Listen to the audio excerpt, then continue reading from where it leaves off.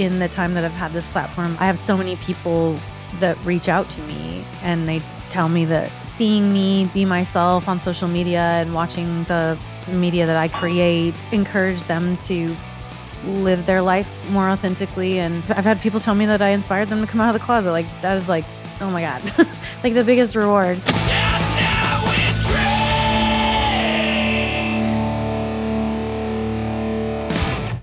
Sinn, what is going on? Welcome. Thank you so much for having me. You're welcome. Sorry for making you brave Hollywood with a large vehicle. Yeah, Well, it's a whole thing, but it's worth it. So you're you're used to it. You're like, oh, I just have this massive, like, fucking thing. Where can I leave it? I'm like, a paid lot down the street. Sorry. No, I figured, I mean, pretty much when we come out here or any city, it's like, got to find a lot, but it's got to be an open air lot. And that can be challenging. Like San Francisco, forget about it. We'll just park it in Oakland and take the train. Well, I'd be worried about someone breaking into it in San Francisco anyways. Yeah, that's what I heard. Yeah. I mean, I'm always worried about that, like to a certain extent, but. I mean, for fuck's sake, they robbed the road rules van back in the day. I'd be worried about any RV just being like, unless it looks like an RV that, unhoused people live in. Yes. So you got to camouflage it better. Yeah. Yeah. It's pretty camouflaged, but you could tell it's an RV for sure. So Got to burn a little meth in it. Like just I'm not saying. Yeah, then they'll all start coming, They'll all crowd around the van. Shit. We smell something over here. Okay, what is a good distinct? Maybe just smear some dog poop on the outside, like not on the handles or anything. We do still have to live in it sometimes. So. Yeah, I'm not saying like don't impede your ability to live in it. Just camouflage it. Yeah. So no one thinks there's anything of value in there. Yeah, just us. That or just like have a trailer and then like inside the trailer just have a bunch of like what looks like a homeless encampment and then just set it up around it when you park. Yeah, we just need those blue tarps and good to go. Just a couple blue tarps over it, like oh, someone's living in that. Never mind. Yeah, like, obviously leave it. Hell, I don't even think parking enforcement will give you a ticket at that point. They think someone's living in it because they're like, no one's gonna pay the fucking ticket. Yeah, I was like, not in this city. So. Nope. Urban camouflage. Yeah. We used to be stealth before because it was just a black van. And then over the pandemic, we put the top on it. It's like an RV top onto the van. So now it's like not as stealth, I guess. It's like, yeah, someone's sleeping in that. But we do it anyway, so. Have you written free candy on the side yet? No, not yet. What's stopping you? Well, we're just, children. We don't like them, so. Adults eat candy too. Yeah, true. Different kinds of candy, though. Yes, who in the right mind wants to kidnap children? Like, duh. For real. That sounds like such a headache. Yes, like actually a headache, yeah. Okay, cool. I kidnapped this kid. Now what do I do with it? Like, it can't feed itself. I mean, I guess if you like have small crevices that you need something retrieved from, like a child's worthwhile, but like otherwise, like get why? a small dog instead. It's better. Oh yeah, I feel like that might. Well, I don't know how good you are at training it. That's 100%. Yeah. It also depends. Like, does the child have to manipulate a small item inside, or did just have to? If it's just retrieval, True. dog. Yeah. But if they have to like change a bolt or something, like. You just get one of those long claw things, you pull the trigger and it clamps down. Very. Or you poke things. I don't know. Could be. Yeah. Okay, we'll stay with don't kidnap children. I think that's a good baseline, yeah. Yeah.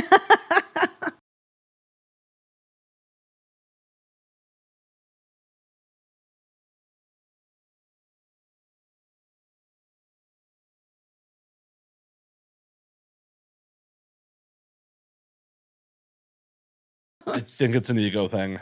I agree. I think that too. People are always, I think the common thing that like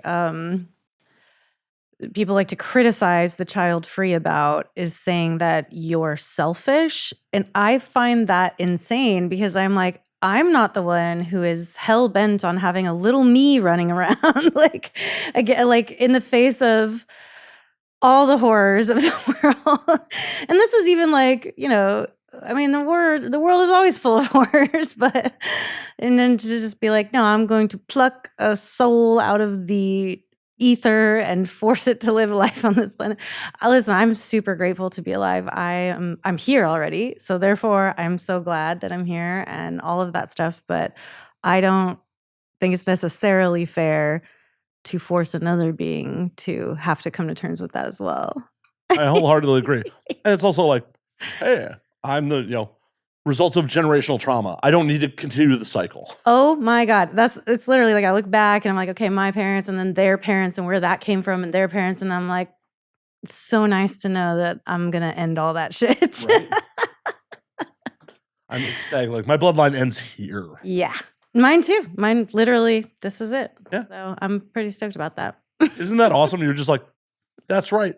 100,000 years of fucking people pumping out, my bloodline. Yep. Fuck you. Fuck you. I'm powerful. Right? I just undid all of your work. All of it. Yeah. Well, no, actually, it culminated with me. So not getting better. Yeah. Why keep trying? Like, this is it. This is the best it'll ever be. So. Right?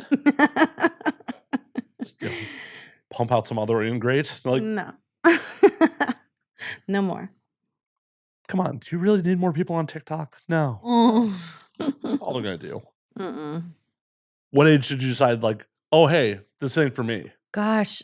So it had to have been probably around, like we call it the age of reason, which is similar to puberty. It's all kind of happening around that time. That was the time when I realized that God was a lie and religion is a tool of manipulation.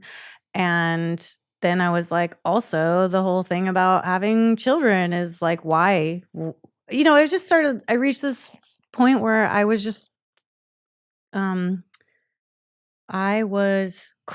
began really thinking critically about the world as it was presenting itself to me. And I was just like, oh, all of these things that when you're young, you just take it as this is how the world works. And then, for me and a lot of other people, but not everyone, I just reached this point too where I was like, what about all this other shit that I've just accepted as this is how the world works? It's like, oh, but it actually doesn't have to be like that.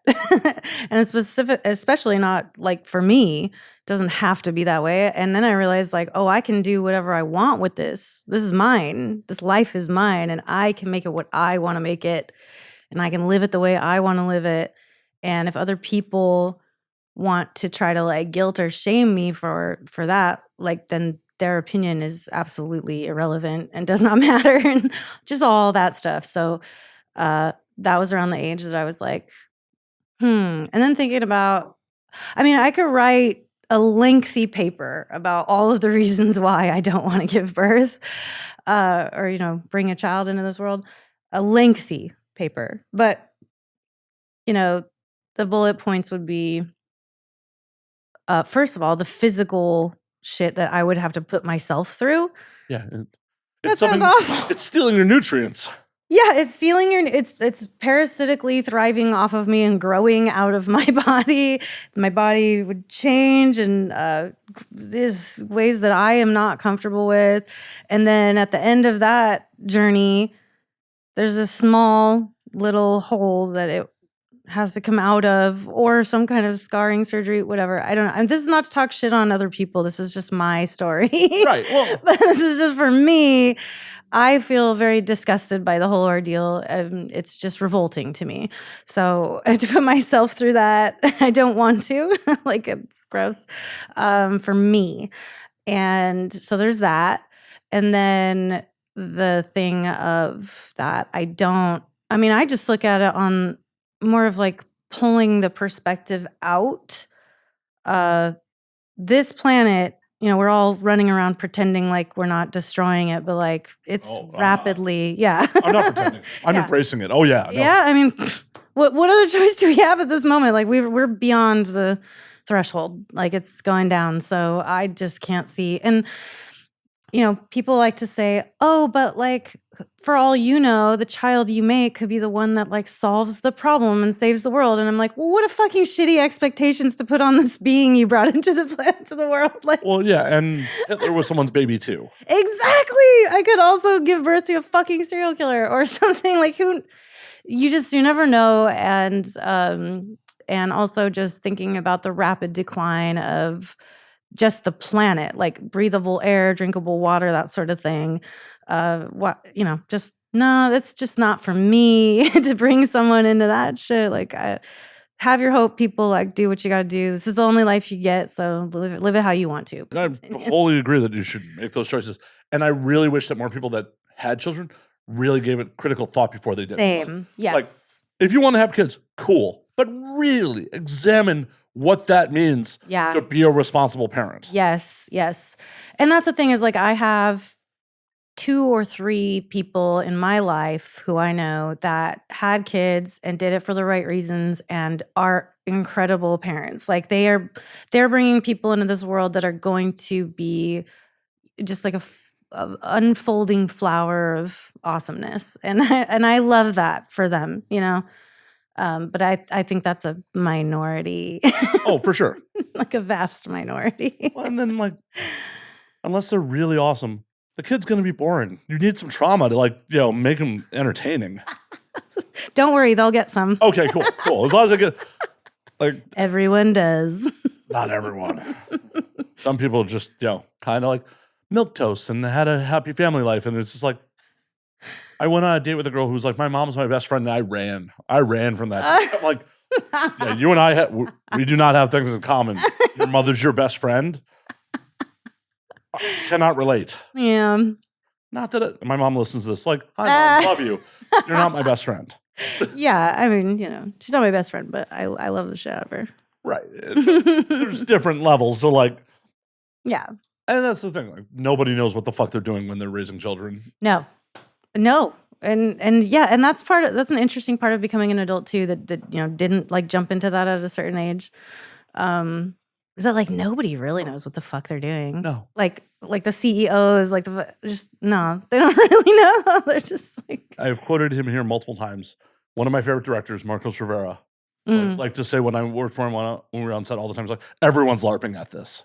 Yeah, everyone's LARPing at everything. Yeah. Like, He's not just what we do, like the whole world. Oh yeah, no, he meant life. Yeah. Everyone's just LARPing at this. Yeah, for sure. That is too real, Marcos. Too real. Fuck.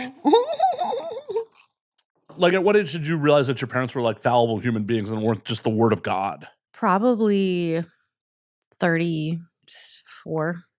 Yeah, it's like not that long ago in the grand scheme of things. I mean, or it's almost like I'm still kind of like discovering things. My mom will never listen to this, so I'm just gonna. Oh, I've heard. She's not a fan? Aw. When I was in my 20s, and she would tell me things about other people, and she's like complaining about them, and I'm like, oh, I can't believe they're doing and saying those things. That's crazy. Wow. And then I come to find out that everything she was saying was just like hyperbolized a little bit. And I'm like, oh, so I'm still like learning about the way, they are. And same thing with my brother, where it's just like, and usually I talk to him and I'm like, Mom says da da da da da da. And he's like, no. Like, okay. Okay. Yeah. So, it's just, but that's people, right? If they're in your life, they're just continuously unfolding, revealing themselves. We're all just, onions and shit. Oh, for sure. But it's a weird realization when you're like, oh, because when you're small, it's like effectively what your parents tell you is how it is. It might have been come down from the mountain with Moses and the fucking tablets. I mean, literally that, right? Yeah. Like if your parents say this religion is real, read this Bible and all that shit really happened or whatever. And you're like, well, what else do I know? That must be the way things are because that's the only thing I've been told. And This is the people that provide shelter and food for me and brought me into this world. They must know. They must know. Why would they lie to me? Yeah, why would they lie? But then they do a lot. A lot. Oh, so much. I'll never forget when my mom finally told me about the bird that I thought got out when I was like 4 or 5. And they're like, oh, he must have flown out the door. And I'm like, wait. I remember crying and stuff. Fucking 15 years later, it's like, oh, the cat ate the bird. And I was like, you fucking assholes. Well, what would have been the bigger dick move as a parent in that situation? Like, by the way, the cat ate your bird or the bird flew away. Like, well, it depends on your theory, your perspective of life or whatever. I am someone who believes that the truth is always the best thing. So I think I would do well to learn, to have learned about death in that way. I mean, I think it's a great way to learn about death too, right? Like, oh, it's not like grandma fucking died. It's like, okay, your goldfish died and your bird died and this is why they died and because this is how the world works. Like, and there's a way you can do it like sensitively, with sensitivity. But I don't know. You're gonna find out. oh yeah, for So I sure. was like, Well, I mean, she could have just committed to the bit and just stuck with the lie forever. She never had to come clean about that. that's true. I would have Like, never known. There are some lies that if you've committed to the lie, you probably should just never come clean on. I agree. If you committed to the lie, then that's it. Yeah. No one else ever has to know. It's only in your head, and that's it. So I remember giving this shit advice to a friend at one point. She cheated on her significant other, and she's just like, I don't know what to do. It was a drunk mistake. I'm like, don't say shit ever. If you want to be with this man, it didn't happen. Just sit down, shut up, never say a word about it. Because at the end of the day, you might be able to regain his trust, but you're going to break it, and he may forgive you, but it's still going to be in the back of his head. Yes, that does not go away. And like, yes, if this was an ongoing thing, I would have been like, just break up with the dude. Oh, of course. Yeah, of course. Drunken mistakes happen. Just fucking. Yeah. And as long as the guy wouldn't have, if there was no way for anyone else to find out. Yeah. And, I don't know. They ended up getting married. So it's like. Well, I mean, listen, so I listen to a lot of Dan Savage, Savage Lovecast, and he's like, if you were married to someone for 50 years and you cheated one time, you're good at monogamy. Yeah. And yeah. Like, if you got married, there's tons of reasons why you did that. And I don't think like one sex mistake is a reason to blow that up if it's a thing that is real, Right. And if it's a thing that would blow up your relationship, but like if you haven't established non-monogamous rules, cool. Yeah. Oh, that's a whole other story. Yeah. But yeah, if you had one drunken fuck up. Yeah. And then you imagine you're together for like 30, 40, 50 years. And it's like, okay, this one thing happened this one time, Well, and it's also like we as a society put too much value on sex. Yeah, that's the thing too. It's like, and I think sex is. I've been talking. This is funny. I was having this conversation like this past week, which is like, you do need in a relationship to make sure that you do have sexual compatibility. Oh, for sure. Like when you think of all the little, points of what makes a good relationship, it's like all those points, right? And sex is one of them. If you're a sexual person. And so it's like, you can't just be like, well, everything else is so good except the sex. Well, I'll just get married because sex isn't that big of a deal. And it's like, no, that's not. No. That's crazy. Yeah. I'm on the other end of that spectrum. Like, I've stuck in some relationships I needed nowhere to be in because sex was so good. It's like, sex was amazing. Yeah. Everything else is fucking horrible. Right. Also a reason to break up. Yeah. Like, oh, we have no common, not even, I'm like abusive, toxic. Like, it's just like, oh, we have no common interests. Yeah. Like, we don't even really want to do things together except bone. Like, and it's like, probably shouldn't be together. Yeah. Still stuck that out on multiple occasions because I also feel like that's a young dude fucking thing to do. Agreed. Yeah. There's a young guy thing. Oh, well, she's hot. This is a lot of fun. Yeah. Oh, we can't hold a conversation. We don't enjoy the same things. Let's fuck some more. Yeah, right. And then that's all it is. And then you don't have the support and you don't have all the other things. And that's, you want the full rounded picture. So sex is important, like to a certain extent, but it's not the end all be all of every relationship. So whatever, balance. Yeah. Oh no, balance. You want to find someone that you're mostly compatible with. Like, yeah. Yeah. And then the first time you have sex is just like fire. And then you stay together for, ever. 14, Hopefully. 15 years. And even if the sex isn't completely fire the first time, like if there's room for growth. Room for growth. But you gotta have some chemistry. Oh, yeah, no. You gotta have it where it's like the first time you have sex, even if it's not the best time, it's like, oh, there's something here between us. Oh, for sure. I think. You gotta be like on similar pages. Like, yeah. If I'm wildly attracted to you and you fucking starfish on me, I'm like, well, Totally. Sorry. This is not gonna work out. Like, damn, you're so hot, but there's like nothing in there. It's like cool. Yeah. Do you even like? Are you enjoying this? Like, for me, it's just like I can't be with someone who's either that disinterested or that submissive, where they're just like, it's just like, oh no, that feels uncomfortable. Like, yeah. You got to give me something. Yeah, like, you having a good time right now? Do I mean, like, Starfish. Yeah. Thankfully, that has been few and far between in my life. But, yeah, good. But it's still like, you got to find the balance. Like, yeah, it's all about that balance. Young dudes out there, find someone that, you can actually enjoy spending time with, not just fucking. Please. God. Have you been in any like other relationships where it's just like, oh, we're just here for sex? Like, my story is interesting because I haven't been in very many relationships.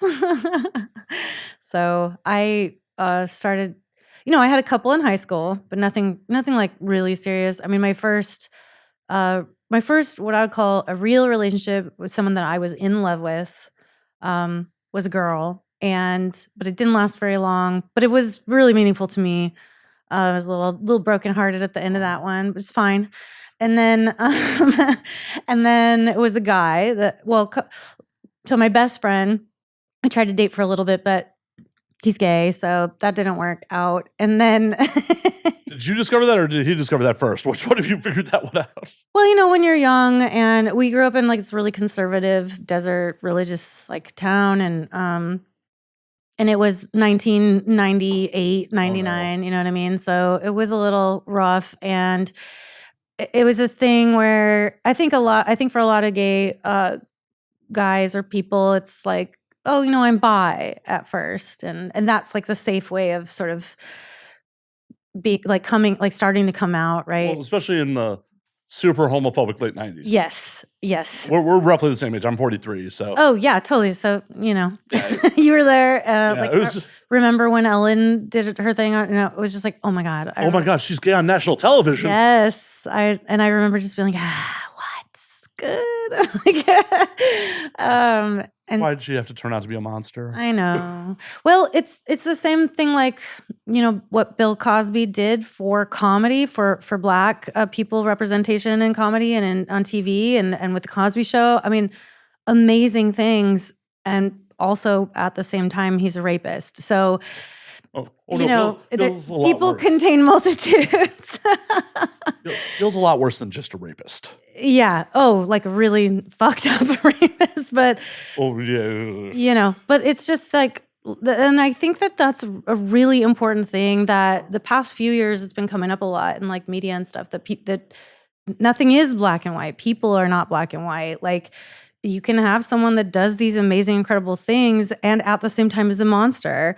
And so it does suck about Ellen a lot, but I still want to say with Ellen specifically, like, if it weren't for her, I don't think we would have made the social advances we did with the queer community and stuff, or it would have taken a lot longer or whatever. So I can hold those two things at the same time, kind of. But yeah, so anyways, getting back to my little life story here. Tangents happen on the show. Don't worry. Tangents happen all the time. I figure it's a tangent show. That was the working title for a little while. That's a good title. I'm kidding. But yeah, so, and then I was with a guy for a while, and he was kind of like my first real sexual relationship. So that was great. Broke my heart too, but it's okay. And then I got with my ex, and I was with him for 9 years.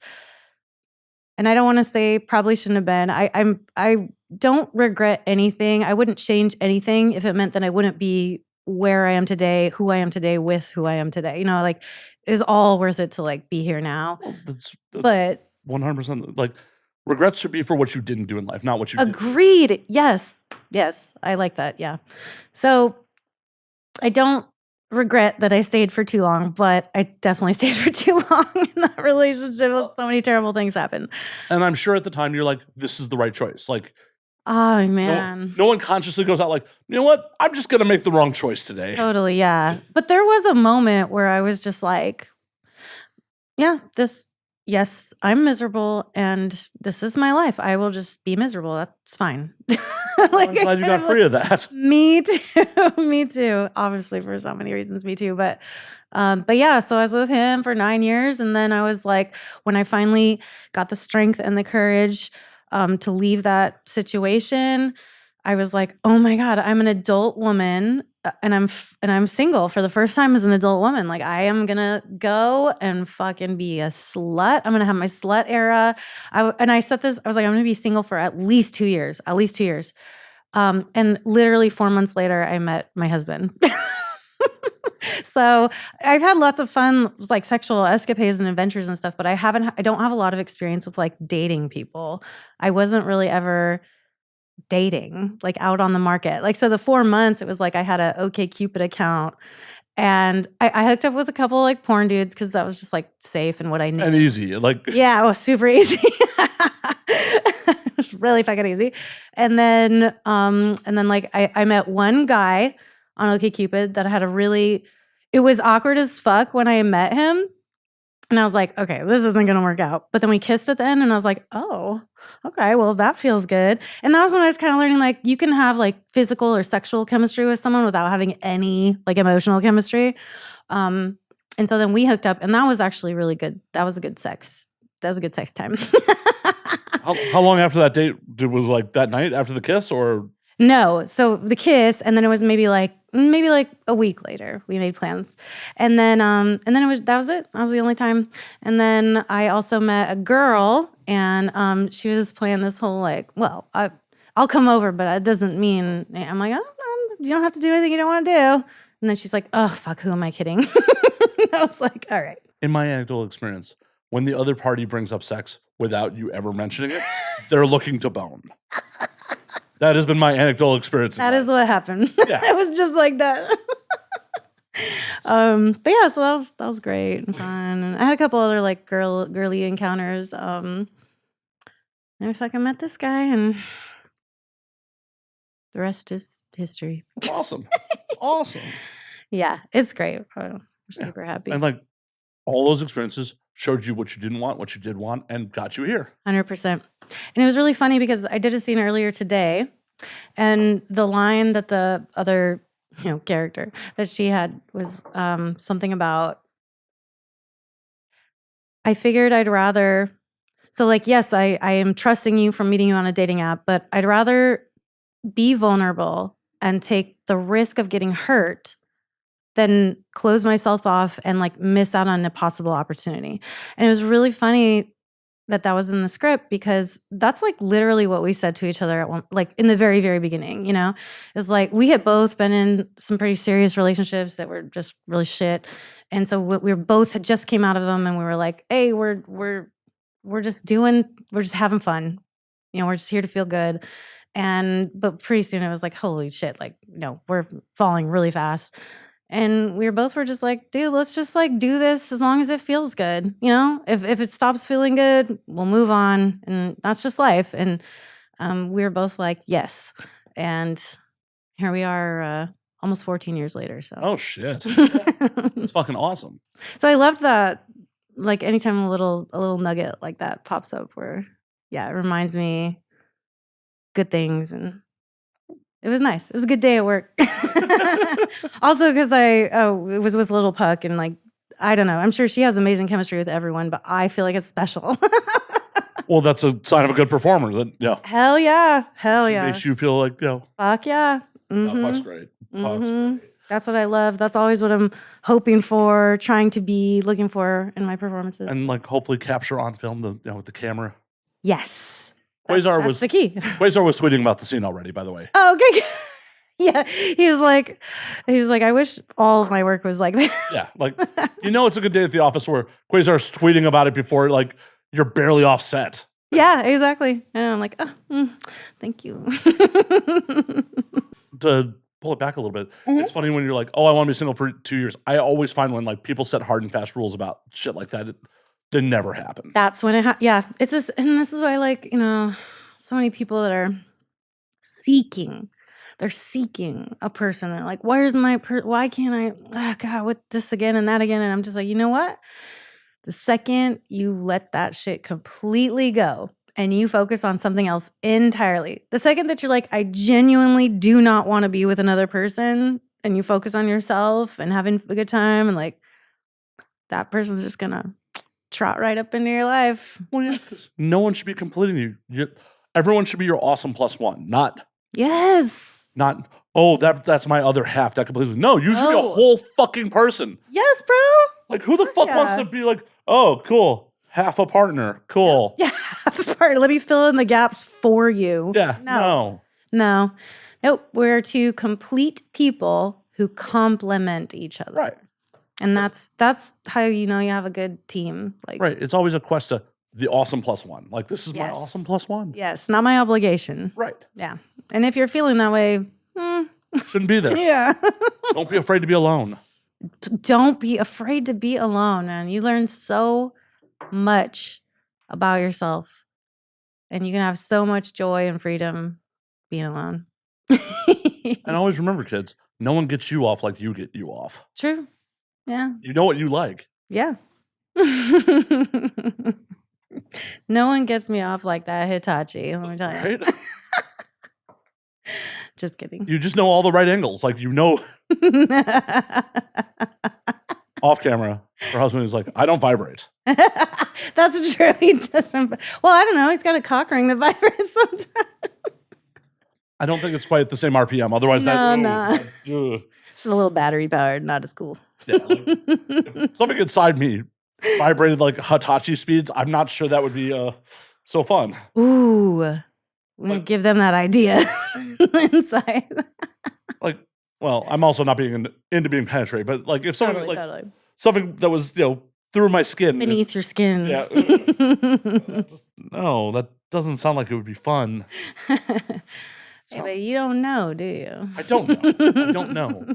And I'm not sure I want to risk irreparable harm to find out. True. Reasonable. Fair. I piss like a fountain forever because it tears a hole that... Well, now, like, just got to aim it odd just to make sure that, like, it hits the bowl. Like, or have to, sitting down to pee, whatever. Like, it's comfortable. Like... Oh, like, don't even get me started on sitting down to pee. If you come to my house, everyone sits to pee. Don't you dare stand up and pee in my toilet. Fuck you. How do you check that? I just ask politely. What if they don't? Then they got to clean it up. What if it's just all water? Like, what if they have good aim? How do you know? If I don't know, then that's fine. As long as they don't tell you 15 years later. By the way, I stood up and peed in your toilet. You motherfucker. It's a dead bird all over again. Get out. Trauma. I'm triggered. You asshole. Speaking of which. Oh, yeah, we never did a fucking... Oh. No.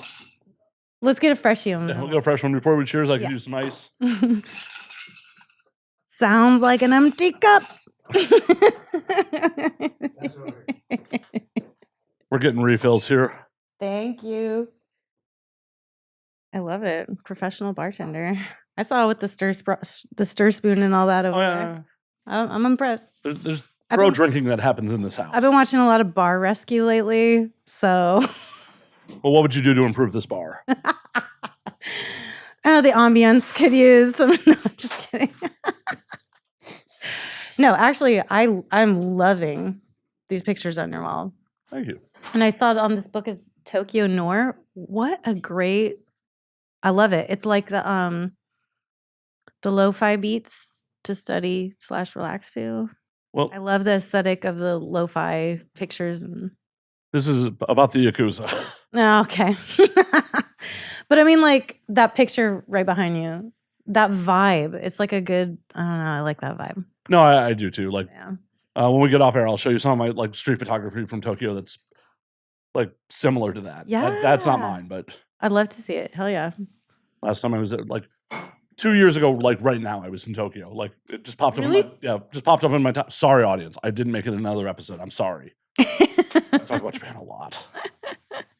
But yeah, 2 years ago, like today, I was in Tokyo, like in Kabukicho, like getting sushi and Wow. And I just had sushi. So there you go. Full circle. So how long were you there for?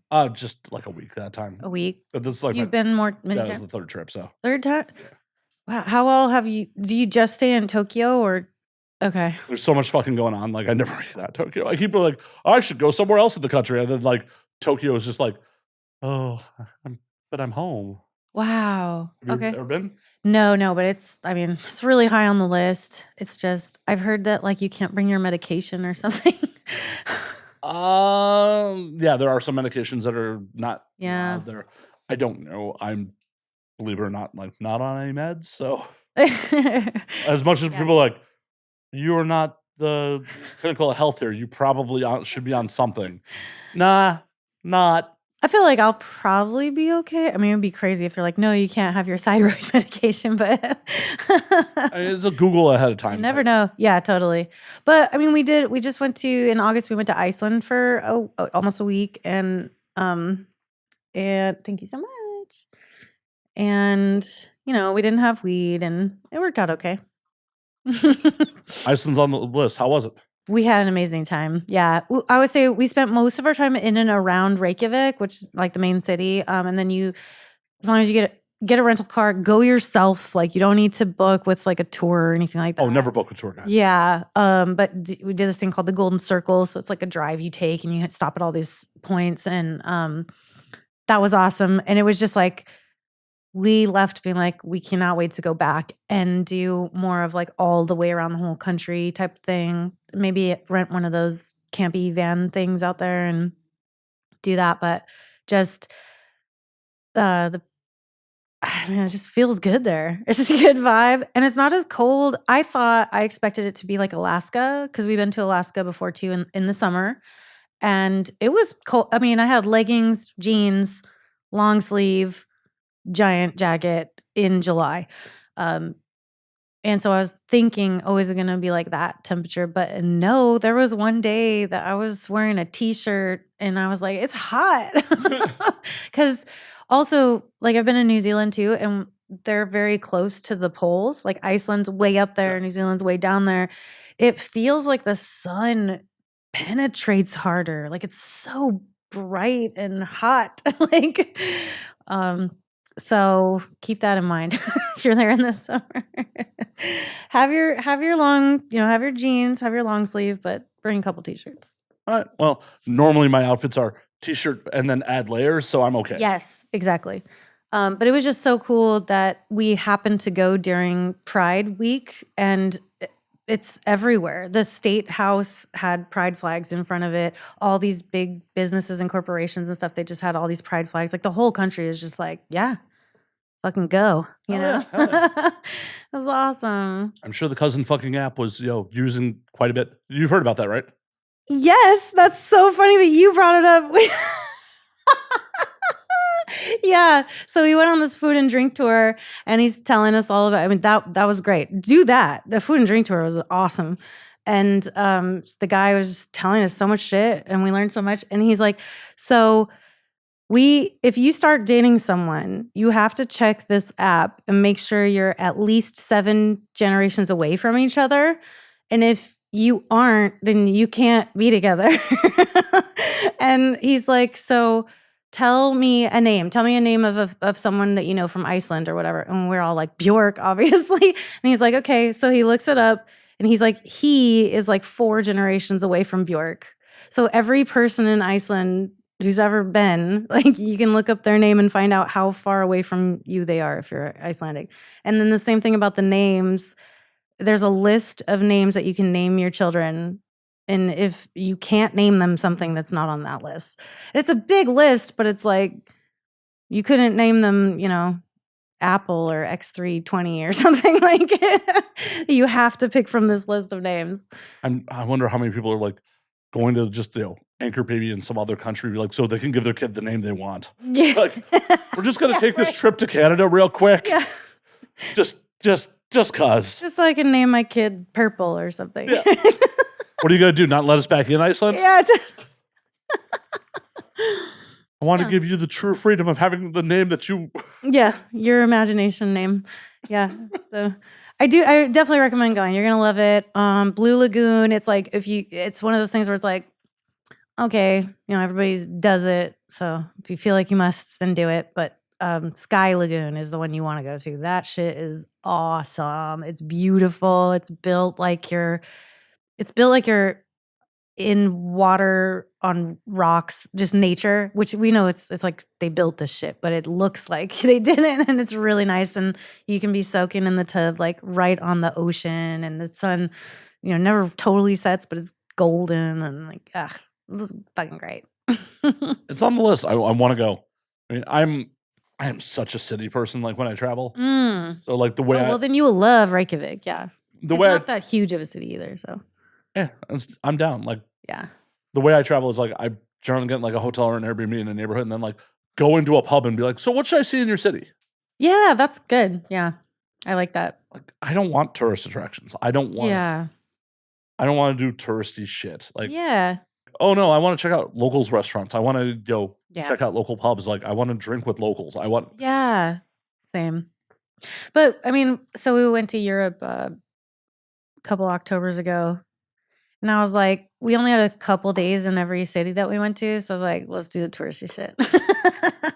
I mean, at least like, there's some things where it's like you got to do that. We got to see that. If I'm in Paris, I got to see the Eiffel Tower. Yeah, I've been in Paris. I've been in Paris. Never seen the Eiffel Tower. Really? Yep. Was there for one day on a 12-hour layover on the way to South Africa. Yeah. Oh wow. And it was just like, all right, let's take the metro. I bet there's bars by Notre Dame. So we just got off the metro by Notre Dame and just started hitting cafes and bars. Yeah. That's the better way, probably. Yeah, I mean, well, whatever makes you happy. I'm not saying like true. No, I mean, just get out there and do your thing. That's just how I roll. Like, yeah. Especially if I have like that limited of a time in a city. Like, I'm like, I don't want to wait in line. I don't want to like. Oh, no. Like, same. It'd be cool to see the Louvre. Cool. I also don't want to wait however long. I said the same thing, and then we ended up kind of losing the day because travel is very difficult out there. If you do the train thing, like, do your research before you go. It's confusing as fuck. But so we pretty much lost a day, and I was like, and oh man, so with the trains, it's like, so you buy your Eurail pass, and then you have to so you spend money on that, but then you have to still go on this app and figure out how to book the train rides from to and fro each city, and you actually have to pay for that too.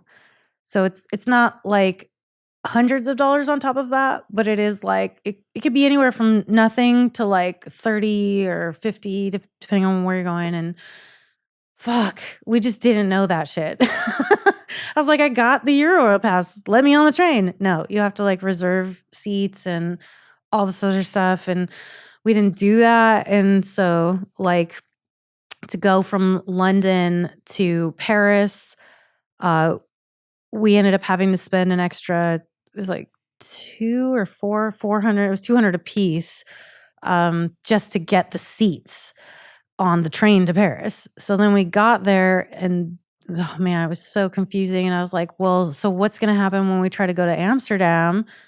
And so we went to the train station to check it out, and they're like, no, there's no more seats on that day. You're meant to go to Amsterdam from Paris. And we're like, fuck. So we had to go the next day. So I had to call Amsterdam and be like, that room I got, you got to put it the next day. And then it was just like a whole fucking thing. Oof.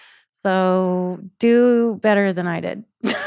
Most of my inner Europe travel's been by plane. Like, that's a good way to do it. But I will say that like it was beautiful. Like we saw some awesome shit. Like when we went from Munich down to Venice, and you go through the Italian Alps, and it was beautiful. And like plane, we would have just not seen that shit. Oh yeah, no, I would have been totally down to do it. Like, yeah, when we were in Amsterdam in 2017, we went to Munich for Oktoberfest, and like, it was like we could rent a car, and it's only like an 8-hour drive. Yeah, you could totally rent a car. But it was all like, do we want to be out of the world like with like a week and a half long trip? Do we really want to be out of the world for 8 hours there, 8 hours back after doing Oktoberfest? Yeah. Like, who's going to be the first guy to drive? Totally. Like, we've just been doing Oktoberfest. Okay, who's taking first shift to drive back? We just It was like under $100 flight round trip from. Yeah, it's so cheap. Yeah, it was just like, we'll just fly to Munich. Yeah, makes sense. Flew to Munich. Oktoberfest was rad. We'll happily go back. Yeah. So was it rad? Like, oh yeah, it wasn't just like a billion people like crushing into each other. And, no. Okay, cool. It's a carnival. It has rides. Oh, rides. There are fucking rides. Yes. Well, and the reason it's rad is you can't drink outside of the beer tents. It's not like some fucking, trashy American carnival where everyone's just, yes, people are drunk. Sure. But they're not walking around with their open containers being like shitty, like in the public spaces. Like, you can only drink in the fucking tents. Mm-hmm. And it's if you don't have a reservation in a tent, it's a negotiation with every doorman to get into a tent. So reservations again, the reservation problem. And the problem with getting a reservation is you have to have a party at 10 for any of the major tents to get a reservation. Oh my God. And you have to do them a year out. Oh, forget about it. Fuck that shit. I want to do it. I want to get like a full on like, all porno fucking. That's true. If you're doing a collection, then that makes more sense. Yeah. Because I think it would be awesome to like maybe rent a house a little bit outside of city center Munich. Yes. Munich is beautiful. Oh, yeah. We loved, we went through there. It was really nice. Yeah. Like we did one day of Oktoberfest and then we did one day just bumming around in markets and shit like that. Yes, totally. I'm like, I want to spend more time in Munich. Yeah. I didn't love Amsterdam. Amsterdam was not really my jam. Was that the only time you ever went? Mm-hmm. How many days were you there? Grand total of like 8. Oh, wow. Okay. That was a lot of days in Amsterdam. 4 days in Amsterdam, bounced to Munich for 72 hours. And then bounced back to Amsterdam for another like 3-4 days. Okay. The rest of my friends went back to the States. I bounced to Helsinki. Oh, cool. I went to Helsinki for like 56 hours by myself. Yeah. Had a blast in Helsinki. Like, love Helsinki. Want to go back. Yeah. Okay. Then bounced back to Amsterdam for one more night. Yeah. And then flew back to the States. Yeah. It's definitely, if you have your pick, if you could land anywhere, any airport in Europe, it's like Schiphol, Amsterdam is just usually the cheapest and centrally you can get. Oh, no. I have flown through that airport a bunch of times. So many times. Yeah. But same. actually, like the city itself, my problem with Amsterdam is like the food's not great. Yeah, they don't really have like, oh, here's the food of Amsterdam. It's from everywhere else. Well, and none of it's done particularly great. Yeah, it's fine. It's like, oh, cool. All you can eat ribs. Yay. Yay. Did you go to that American restaurant from Ted Lasso? It's like a cowboy restaurant in Amsterdam where you did mushrooms. I did not.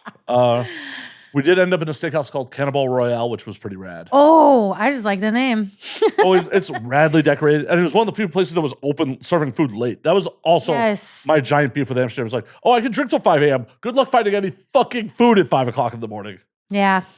Yeah. I've only been there twice. Well, actually spent time there twice. First time I was 19. So a very long time ago.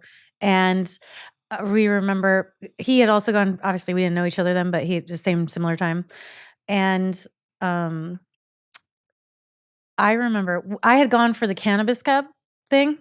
So I literally had a High Times magazine, and in the back of it, it's like, here's these packages to go to Amsterdam for the Cannabis Cup. And I was like, let's do this shit. So we went, and I remember the weed was like, oh, it was so good. And we were smoking it everywhere. And it was like, this is such a revelation. But that was like 2003. Right. And so we went back, like I said, a couple Octobers ago, and we were just like, literally he's Googling, what's the best weed we can get here. And all the reviews were like this one place. So we go to this one place, and, you can only pick up, I think, like 5 grams or something like that. And you can get hash, which is cool because out here you can't really. But so it's like we got a little hash, and then we got the weed, and when we're looking at the weed and then smoking the weed, and I'm like, this ain't shit. Like, the weed we have now here, so good. Oh, for sure. Like, so much better.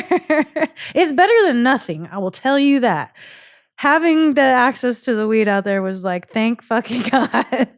But No, it's just how it's changed so much in the past 20 plus years. It's really not that impressive. It's like, if you want to do weed tourism, come to California, come to fucking Colorado. Like, don't go to Amsterdam. We have botanists that have perfected this shit. Like, science.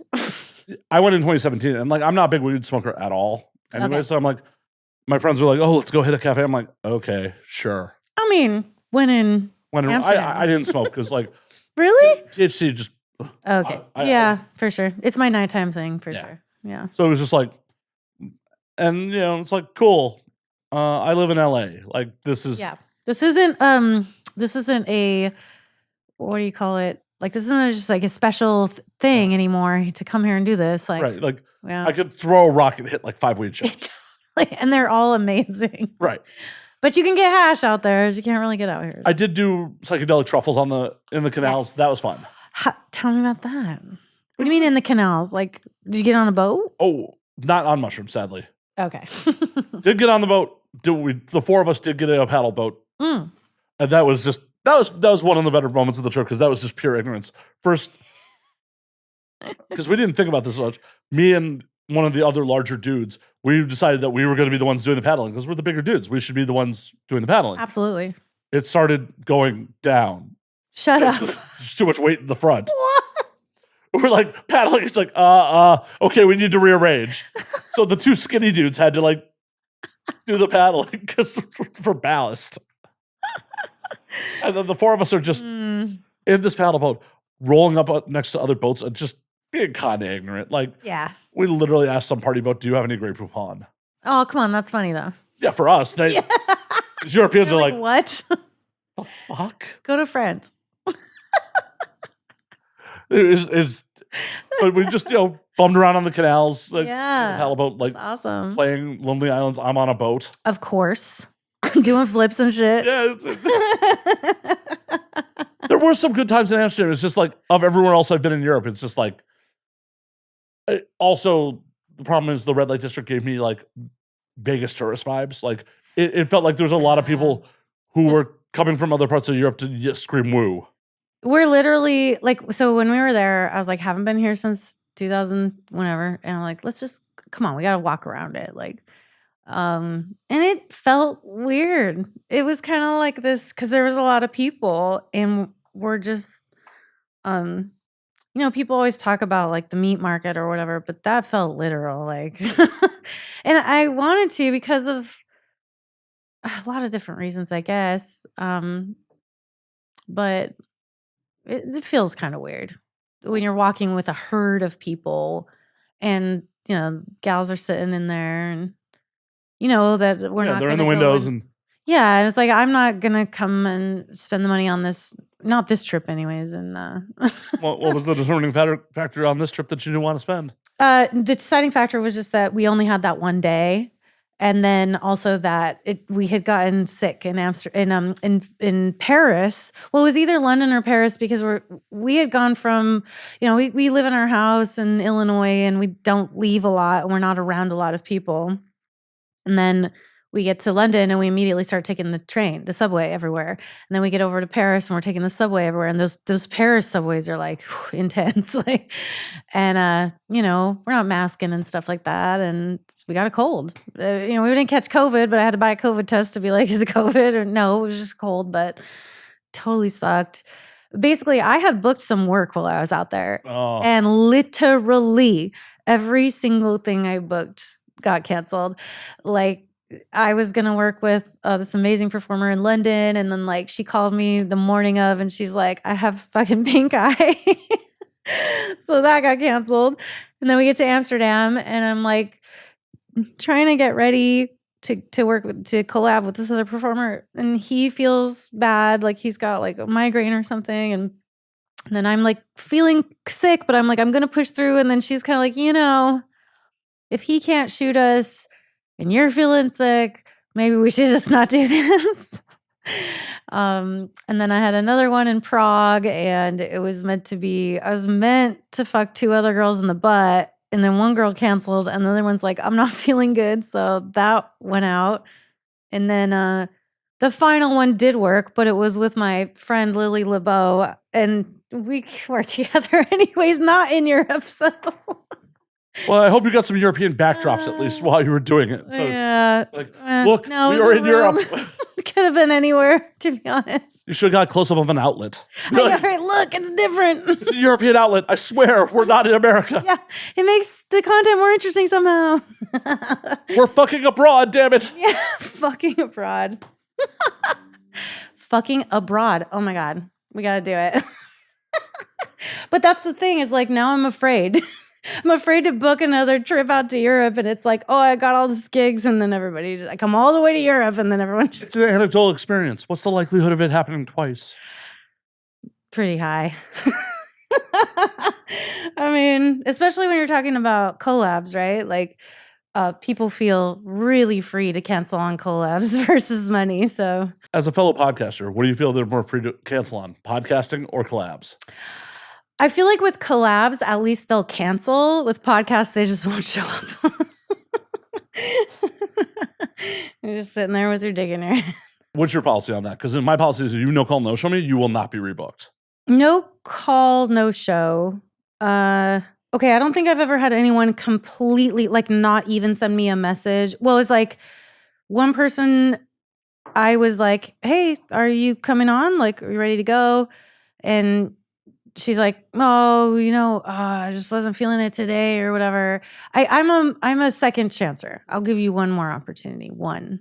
See, I'll let you lie to me. If you approach me and give me, at least lie. Right, like give me some excuse. Give me any excuse. Yeah. Like literally rebook someone who an hour before the show, like, oh, my cat's having an emergency. I can't make it. Like, okay. We'll and especially an hour before. At least you got an hour. Yeah. I've had where I'm sitting there, like we're both, my producer's in his place, it's another state, and I'm sitting there and I'm like, we're both sitting here. You coming on? And they're like, no. And I'm like, okay. And then I gave one more chance and they did the exact same thing. And then they hit me up a few months after that and we're like, I'm so sorry. Can I have another chance? And I just fucking ignored it. I was like, oh, see, I'll tell them no. Yeah, I was just like, no, but you're reasonable. How long have you been doing this podcast? It'll be 9 years in March. Oh, yeah. Come on. For real. You can't do that. No. Like, you're very established. Like, no. Yeah. It's one of those things like, you no call, no show me. You don't even give me an excuse. You're not getting rebooked. And yeah, that's reasonable. That's fair. Hell, there's one performer who no call, no showed me. And this is during the pandemic when it was remote. And I was a little more forgiving on shit. It's the pandemic, whatever. Like, yeah, it was dark times. But she had previously no call, no showed me like in 2019. Oh. And I'd forgotten about it. Oh. No call, no showed me in 2020. And then had the nerve like last year to be like, hey, I really want to do your show. And I'm like, no. Do you forget those other times you really wanted to do my show? You no call, no showed me. She's like, well, the pandemic was a really rough time. I'm like, yeah, one of those times was 2019. Yeah. And pre-pandemic. Yeah, like you really have no excuse. Yeah. I absolutely not doing it. The main thing is, and I even changed it, like my little blurby thing that I send out beforehand to like let them know what the show's all about and stuff. I'm like, listen, it's not just me. It's also my producer, and he's got his own life, and he's got other podcasts, and he's doing his thing. And the two of us have put this in our calendar and blocked off these 2 hours for you. So if you just drop out like 10, 15 minutes beforehand, like we're sitting there like, well, there's 2 hours that I could have been productive in other ways, but now I'm like, fucking A, and I think that's really, it's just extremely rude. It's extremely rude. And I know there's a lot of people that have all kinds of different types of disabilities and emotional issues and all, and I am very compassionate to that and sympathetic to that. I am. But then there is also business, and I will say, for example, when I book a trade with someone, when I book a collab with someone, I put that shit in my calendar and I don't put anything else for that day. I'm like, I have set this day aside for us to make content together.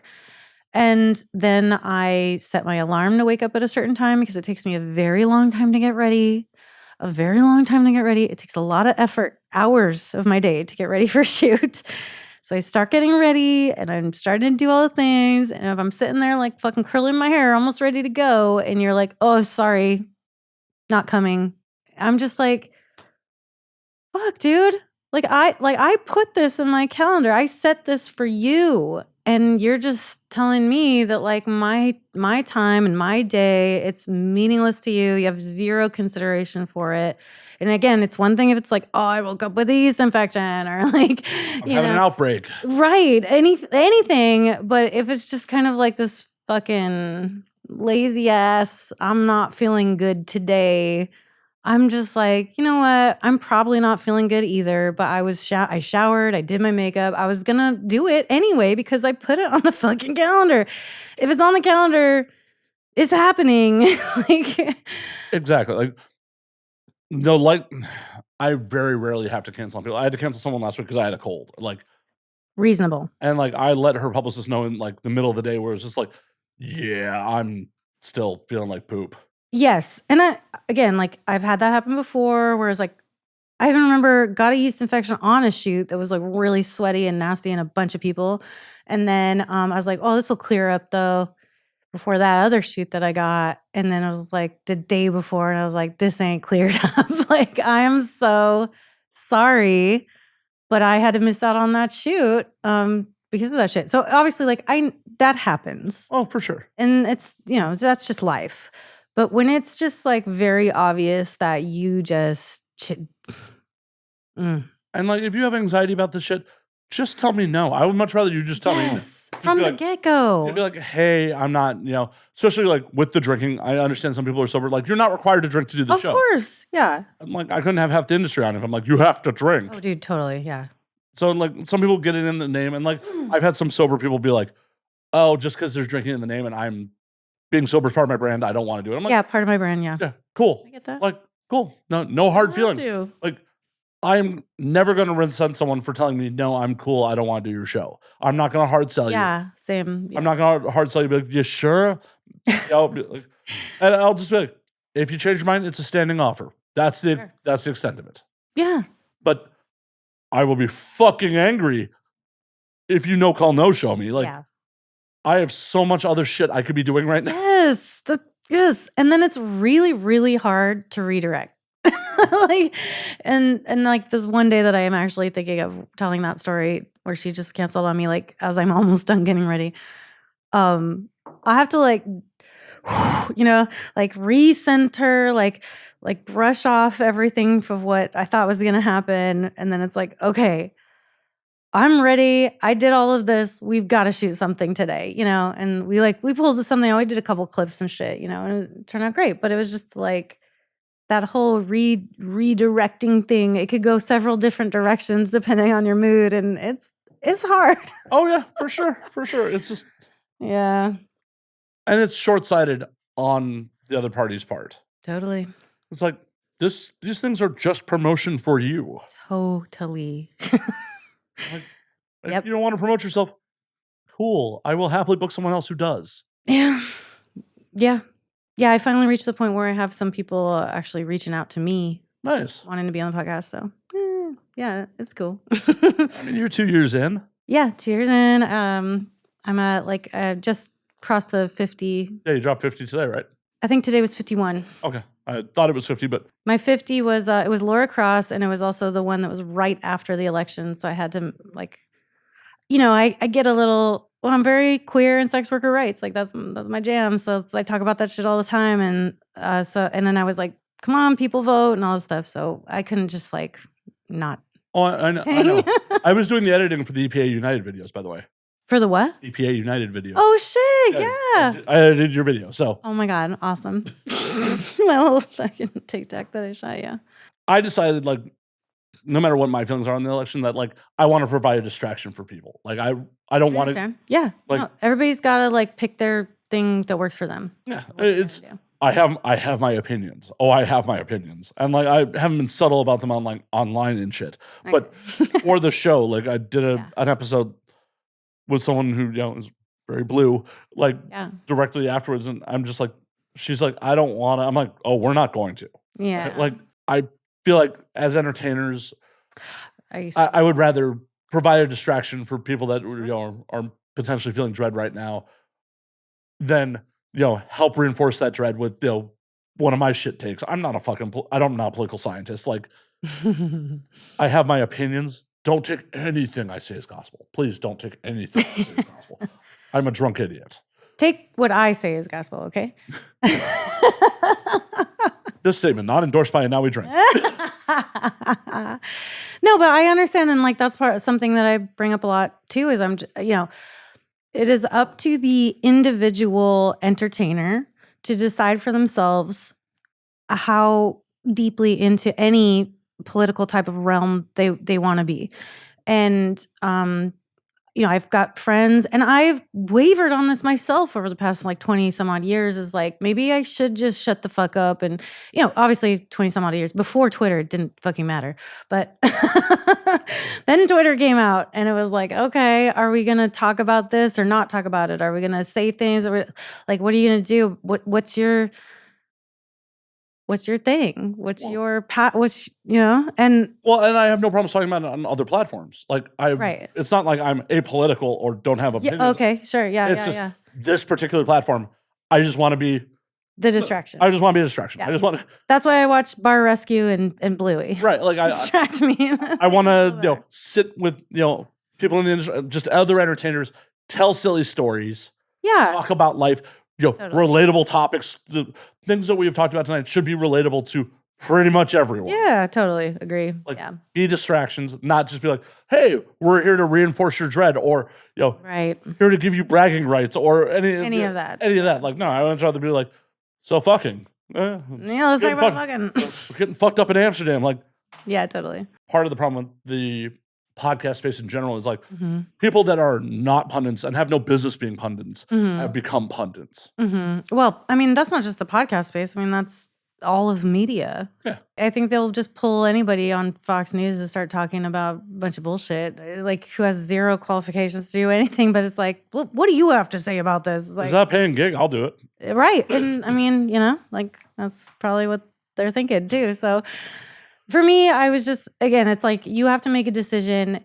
And I don't, about whether you're going to talk about what you feel or not. And if somebody makes that choice, we're like, I'm just here to make money. I'm not going to alienate anyone from that. More fucking power to you. I am here for the sex workers. Do what you got to do. But I've got too much of a. If someone comes on here and says something that I wildly disagree with, you're going to say something. Yeah, in most cases, I'm going to say something. Sometimes I just redirect because. Yeah. It depends on the statement. Yeah. Because like I've had some wildly conservative people on that said some things that I did not particularly agree with. Oof. And it was just like redirection or. Are we going to get into it? I'm not here to debate someone. Like. Yeah. It's one of those things where like, if I was here to debate someone, that should be the ground rules before we fire up the mics. Yeah. Like if we're here to like, okay, we're going to throw down and we're going to debate. It's cool. To start it off mid-show, especially with someone I don't know. Yeah. It's just like, it's not the vibe. So I rather just. Yeah, I feel that. I'd rather just redirect, change it. Like, and then going back to the table, it's like, I kind of wish I'd push back a little harder on that. But it's also like in the moment, I'm like, I'm trying to keep the show flowing. Understand. Yeah. That makes all the sense for sure. And it is a show and you've been doing it for 9 years. So it's like, you got a thing. You got a thing going on. I had a very conservative comedian come on talk about that she believed in flat earth. And like, the first thing I said in response was like, that's above my pay grade. That really doesn't affect if I go to work tomorrow or not. Like, right. If that is 100% true and the elites are harvesting the minerals on the other side of the ice wall, literally does not affect my life. Oh, is that the why? I've never understood the why. Like, if the earth was flat, so what? Like, why would they lie about it kind of a thing? But I guess there's theories. Yeah, there's theories that there's precious minerals and shit on the other side of the ice wall or some shit. And either way, because it's not like people in Africa, children with one arm, like mining cobalt and dying early no, that's not happening. No. Elites on the other side of the ice wall or whatever the fuck. Exactly. Like, I've often said that like, I don't want a diamond unless someone died for it. Yes, exactly. I mean, otherwise, who cares? Right. How is this valuable? It's just a rock. It's just a piece of carbon. If no one died for this, it has no value. It has zero value. Like, you can't have lab-grown diamonds. No one died for that. Yeah. No children died for my diamonds. If children didn't die, I don't want it. Babe, I love you forever. This is worth 10 dead children. Yeah. Oh my God, you do love me. Wow. And now I feel it. I've got proof because of the dead children. Because of the dead children. That'd be so fucked up if, like, it came with a card of the kids that died to harvest your diamond. It should. It fucking should. De Beers, where are you at on this? Yeah, go on. Diamonds are forever. Children aren't. Oh, fuck. That's good.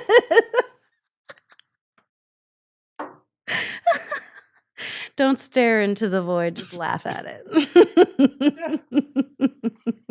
Well, and, like, inequalities like that. Oh, yeah, we haven't done a fucking proper cheers. Oh, yeah. Cheers. Cheers to Cheers. that. Cheers to dead children. Yes.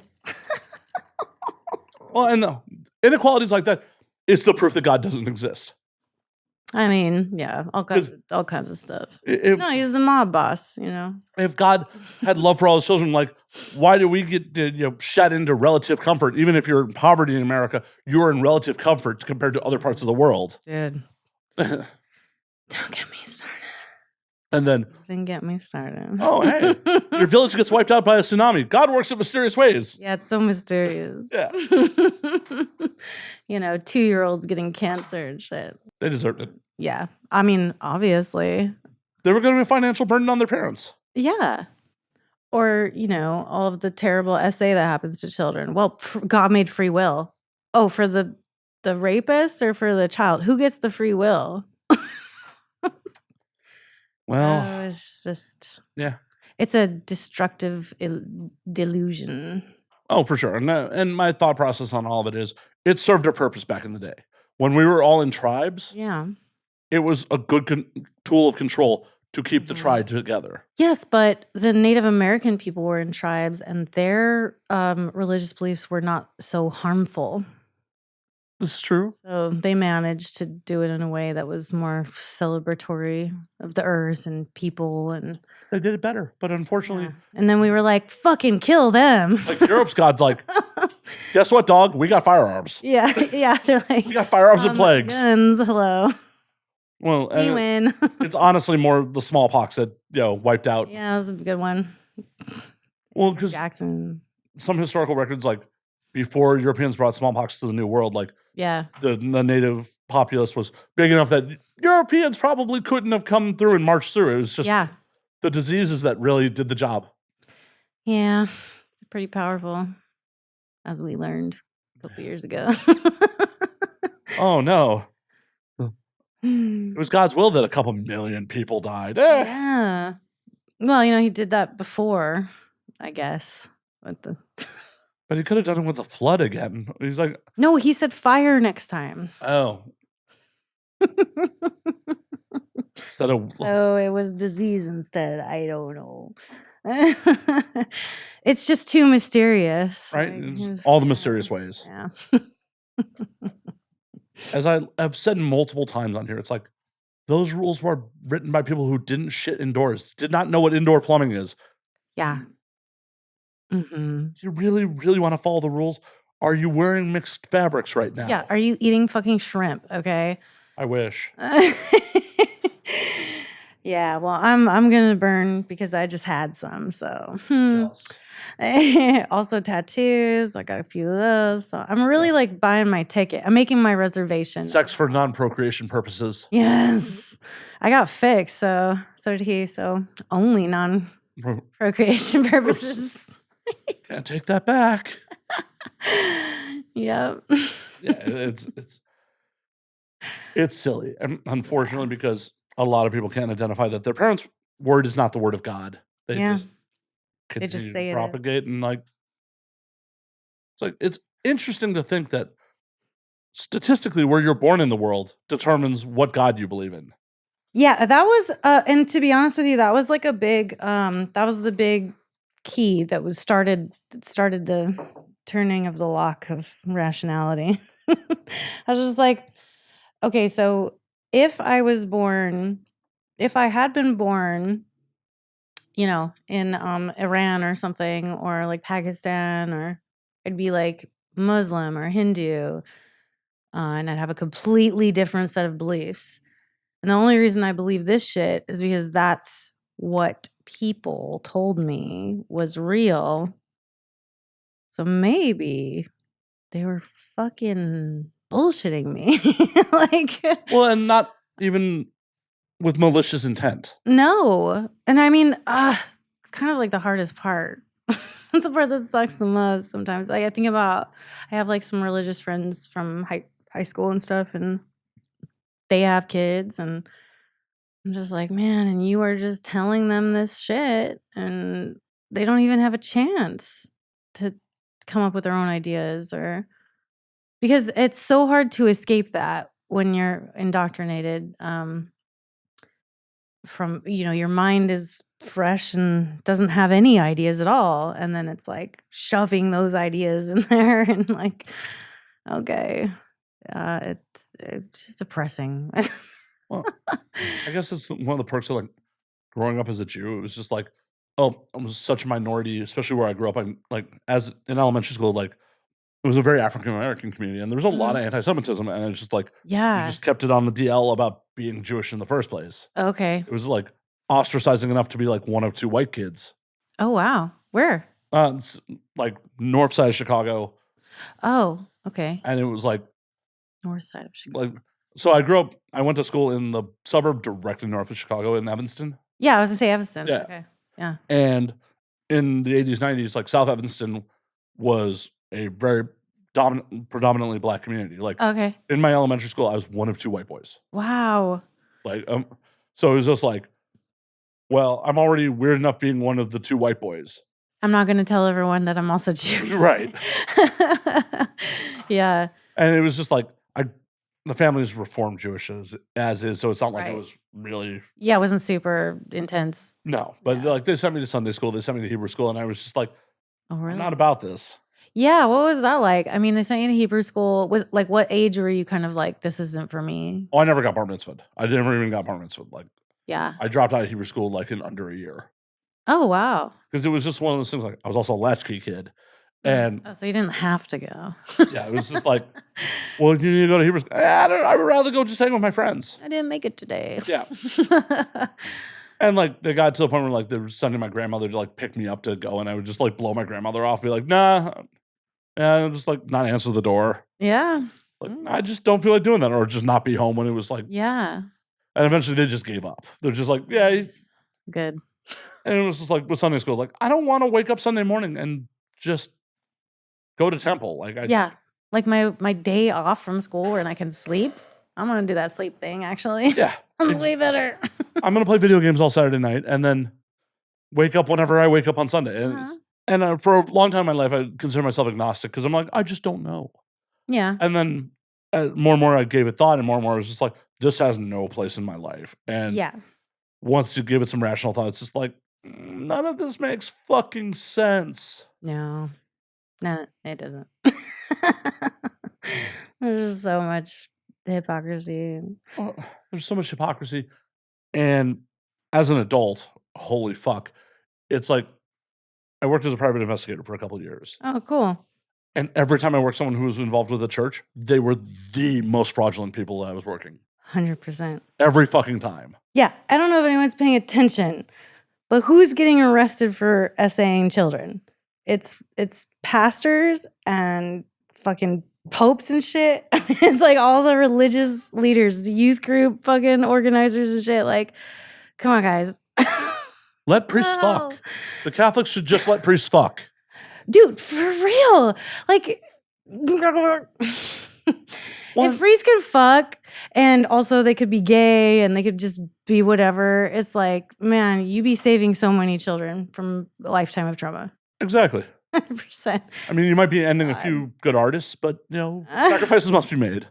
No, they can just do heroin and then they'll make good art.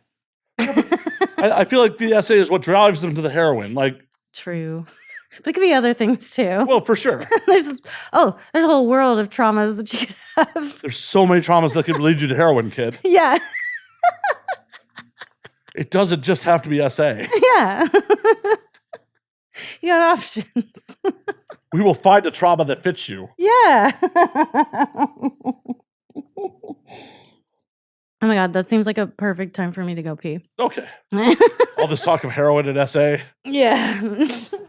Okay. So we're back from the bathroom break. We have refilled drinks. Yes, I got my porn star martini. It's delicious. Before I was drinking a Moscow Mule. Now I got a porn star martini, so it's very fitting and having a good time. Using my mother's stemware from her first wedding. I was like, this is such a cool martini glass. It's amazing, actually. Yeah, it's from my mother's first wedding. She gave it to me at one point to pawn. No way. Look at it. It's so cool. Is it like atomic age? Like, what are we doing here? It sat in boxes for a number of years, and then like I unboxed it when I moved into this apartment, and I'm like, oh, I feel weird. Like I didn't realize it was from her first wedding. I thought it was from my parents' wedding.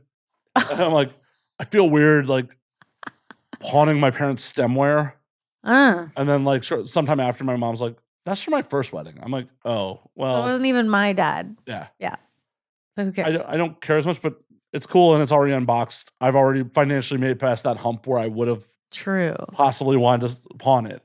I'm glad you have it because I think this is really fucking cool. I agree. Hold on to it. Oh, I'm not pawning it. Yeah, this is like my ideal martini glass, actually. It's just, my weird family dynamic. My mom's like, just pawn the stemware. And you're like, nah, I'm just going to drink out of it. Yeah, exactly. It'll be fine. It'll be fine. Very protective of it. Like when people are like, so cool. Casually putting it in something. No, that doesn't go in the sink. You need to wash that and take it out of the sink immediately. Like, can't just be floating around in the sink. It'll get damaged. Right. Well, that's where that shit gets broken. And yeah, it is. That's a family heirloom, goddammit. Oh. Well, I'm glad that we used a bathroom break to get away from SA and heroin. Me too. Is it me? Do I always make these conversations turn dark? I think I do. I think it's me. I hate to break it to you. Not on this show. Okay, good. Whew. Yes, because I just, was like, oh, yeah, we're just SA and heroin. Yeah, that's totally like. You're like, no, people need traumas, so they make good art. Oh, yeah. Like, okay. Oh, no, I flat out said, like. I mean, true. I flat out have said on air multiple times, like, if I did have kids, I would full on boy name sue my child. Oh, man. Yeah, but that's good. Like, I would make an amazing artist. That has been a clip before where I've said that. I stand by it. Yes. And then your child would be the art piece. I'm not sure I would say that. Don't want to build it. That's like the ultimate art. You made art out of a person. Is that performance art? Well, it's definitely non-consensual, so. Everything parents do to their children is non-consensual. Ayo. Truth. I did not consent to having my foreskin removed. Bro, don't even get me started. You didn't consent to your parents genitally mutilating you? Well, they didn't do it personally. They hired a guy. Yeah, of course. Well, they had it done. Yeah. Like, they didn't even have the courtesy to do it themselves. Yeah. Rude. Right? And then they had wine while they did it. And they, celebrated. They actually had, a party. Yeah. No, they had a party with wine about my genital mutilation. Well, they mutilated your tiny little infant baby penis. Apparently, my father was bragging about the size of my dick at the time. Parents do that. It's like I've seen it. I've heard it. It's like, that's weird. That's a weird move, Dad. Like, yeah. You're mutilating it while you brag about how big it is. Right. Like, for an infant. Yeah.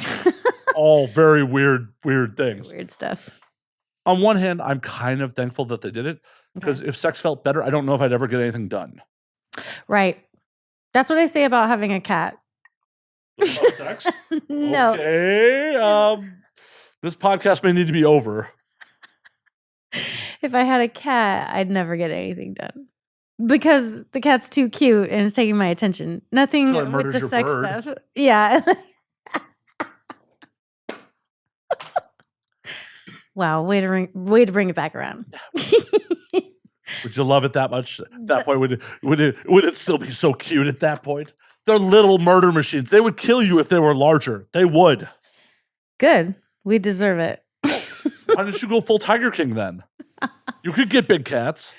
You live in the middle of nowhere, Illinois now. You could get a big cat. No, I have neighbors and shit. Not for long. You know what? I can't have a tiger because it's too expensive and time consuming. Oh, and that's also why I can't have a cat. Imagine the customs you could make with the tiger. None, zero, because I can't sell them anywhere. Well, no, like, as long as the animal's not in the scene where the sex starts. No. Okay. You can't have, like, a cat cannot even walk across in the background. You will not be able to sell it on the platforms. What would happen if you just, like, CGI'd a tiger in? Would they still? I'm sure we'll find out soon. You should try. You should just make one clip and, like, just have a leash and then CGI a tiger in with you walking a tiger through the scene. It'd have to be very obviously fake, though, like angular computer. So you could get a real tiger and then just put a filter on it to make it look fake. Okay. And then just put a check mark that this is AI generated. Exactly. Then it's like, there you go. Even real. Yeah. They cannot discriminate. Like, I AI generated a tiger into my clip. What do you mean I can't sell this? They're the boss. They could tell me. No, I'm just saying, push the limits. I can't sell it. Be an artist. Be an artist. Push the limits. I mean, I feel like I'm out here doing that, and then not with tigers. You're me not. Down. No, not with tigers. You could also just start a YouTube channel with the tigers. YouTube is okay with wild animals. So there are a lot of things that I've made that I can't sell in the clip stores now, but I could sell on YouTube. Or, I could post on YouTube for free, and then maybe money would come. Ad backed, hopefully. Yeah, but so I've been thinking about that. Like, I have videos of the kind that are like, I mean, if they're a certain amount of time old, if they're like 8 to 10 years old, it's like, okay, they've been on Pornhub, they've been on the clip stores. Oh, okay. Like, maybe I could take them. The clips are 8 to 10 years old. Okay. Yes, the clip. Okay. Not the tiger. Okay.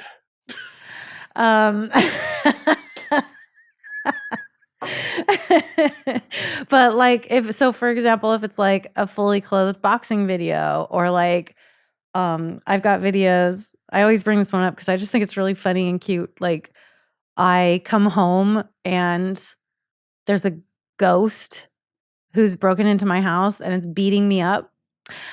And I'm like, I could totally put this on YouTube. So, I just got to find those days to like make that happen. Put those weird ass clips on YouTube. What's stopping you? Combination of disorganization. I don't want to say laziness because it's not exactly laziness, but it's like, it's not fun to do that. So data management's not fun? No, it really sucks. As someone who runs a data management company, I found that out, unfortunately, the really hard way that the industry is not super stoked about doing their data management. So yeah, could I pay you to do it? Sure. I like money. Go through my 10 years of clips and pick out the ones that are safe for YouTube and put them on YouTube, and I'll give you a percentage of. Oh no, I don't work on percentages. Damn it. I live in LA and I'm a professional content creator. You think I work on percentages? That's such a bad plan. Do you know how many times people have pitched to me like, produce my podcast, I'll give you a percentage, and I've gone, you're high. My hourly is this. 10% of zero, it's pretty good. So yeah. Well, I've been doing my podcast for 2 years. I see zero money in sight. I pay. I just want people to understand. I pay almost $100 an episode to make my podcast, and I get nothing. You're an episode, really? Yeah. Oh, because you're paying a producer. Yeah, and he does pretty much everything. I book it, and I obviously do the podcast, but he does everything else. So it's fine. I don't. He should be paid for his labor. I'm very into that, but I have not found the magic way of getting the money yet, but it's hard too because this is an explicit podcast. Mm-hmm. Yeah. So. Oh yeah, I make much more money editing other people's content than I do for my own. Yeah, I get it. I mean, this show does make money. Don't get me wrong. No, you mentioned, so that's good. It does, but yeah.